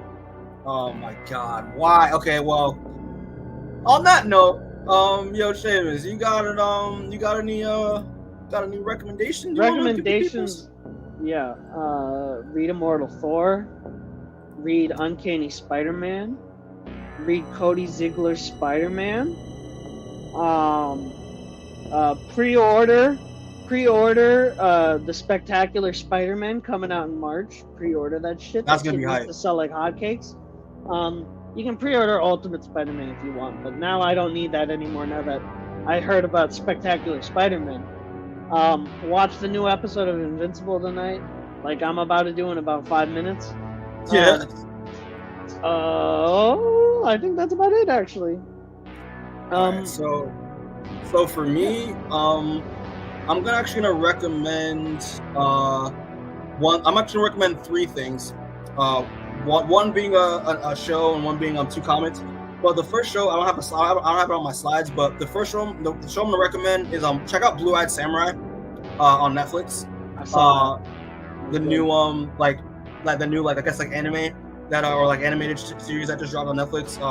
That show's incredible. If you love a good revenge story, like that show is really good. I watched the first 2 episodes. And I was like, this show's heat. This show's really heat. Mm-hmm. In terms of combo recommendations, I only have 2 because I just started reading all the books that I'm catching up with. That I've been yelling at you to read. Yeah, I did it today. But my number one, my first comment that I want to recommend real quick is come on, just get the slide to work. God damn it, get the slide to work. My one comment that I want to recommend, Seamus already mentioned it, but it's Uncanny Spider-Man. But especially number 3, I loved number 3 a lot. You liked the sex scene, didn't you? You fucker. you was like seeing Silver Sable's ass, motherfucker. Nah, stop it. I do, because I love Silver Sable, and I'm a ride or die Silver Sable fan. If you haven't been reading Uncanny Spider-Man, it's really good. It's, again, Kurt is just taking up a Spider-Man mantle and just making it his own, and it's really fun, and it's just we love Nightcrawler around these parts. Yo, we love this Night, and he's out here with this freaking, like, with his sword made out of like pure goodness of his soul, and like out here with like Mystique's homeless being a crazy in Central person. Park. Yeah, it's so being funny. a person homeless in Central Park is hilarious, and Average New Yorker. Yeah, pretty much. And I love his relationship with Silver Sable. I love this dynamic that they're putting together. Again, shows again that Nightcrawler is him and Gambit are like the 2 sex symbols of the Marvel universe. Like, I love. They fuck anyone and everyone wants to fuck them, and I'm just like, we love to see it. I love this dynamic with Silver Sable a lot, and I hope this relationship lasts forever because I like those 2 together. But yeah, Uncanny Spider-Man written by Cy Spurrier. It's really good, and I'm loving it so far. My second recommendation I'm gonna make is No, I didn't read Immortal Thor Fuck yet. you. I didn't read Immortal That was Thor the one I told you to read. I know. I downloaded today. I'm not coming on the show again. I downloaded today. I just didn't get a chance to read it because I only read like 2 books today. But my second recommendation I'm gonna make is none other than Big Game number 5 by Mark Millar and Fuck you. Amazing. I read this today in blue. Oh, I loved it. Dude, as an indie Mark Millar fan, I loved this. And I was like, all of my favorite characters that I've loved well, for the most part that I've read in this universe, all came through. It was amazing. The Kick-Ass arc was awesome. Like, that was like the best part about it was like the ending for Kick-Ass. I was like, it's deserved. I loved it. And yeah, man, if you want to read a good ass event, read this. It was really good. It's the final issue in the event, so I loved it a lot. And again, great art. The writing, for the most part, was good. Good character moments in there, but there are some parts that like, they kind of rushed the shit to get the claws out. Yeah, fuck you and your fucking Mark Millar books, bitch. Man, loved it. But listen, Mark, we're gonna get you on the show at some point, bud. I promise you. And Seamus is gonna be I will not be there. But you yeah, can't man, let me in a room with him. But yeah, that's all I got for recommendations. But but just to close it out, I guess, because we don't really have to do final thoughts. We just close it out. But thanks for everyone who are watching this or will watch. We appreciate the support. Hope you'll check. If you listen, give us some thoughts in the comments. Comment, subscribe, click notification bell so you know when we drop new stuff. What do you think of Loki? What do you think of the Marvels? What do you think of Gen V? And Gen V? Put them down in the comments. We'd love to hear your thoughts. Check out all our other episodes, our Deadly Class stuff, our Transformers stuff, our Fright Night stuff that we did, for Fright Month. Those 4 videos talking about nice house on the lake. Something's Killing the Children, Army of Darkness 1979, and Maniac of New York. We had a lot of fun. We put a lot of work into those, so check that out. Those people the 7 people that participated in the poll that we did earlier. 71% of the people agreed that Loki's had the best arc out of Iron Man, Captain America, and Scarlet Witch. There are people that did vote for Captain America and Scarlet Witch, which I was surprised by. No one voted for Tony. I was surprised. I was like, wow. Yeah. So that was nice. Because Cap had like a good ending, so people like that. Yeah. Scarlet Witch will always have just her died. crazy family. Check out our recent reaction we dropped for the Omni-Man first look for him in Mortal Kombat, which was a lot of fun. Check out our reaction for season 2 of Invincible, that trailer that we did a while back too. Check out our highlights. Check out our YouTube shorts where I give out recommendations, which I'm gonna bring back, by the way. It's just been a lot.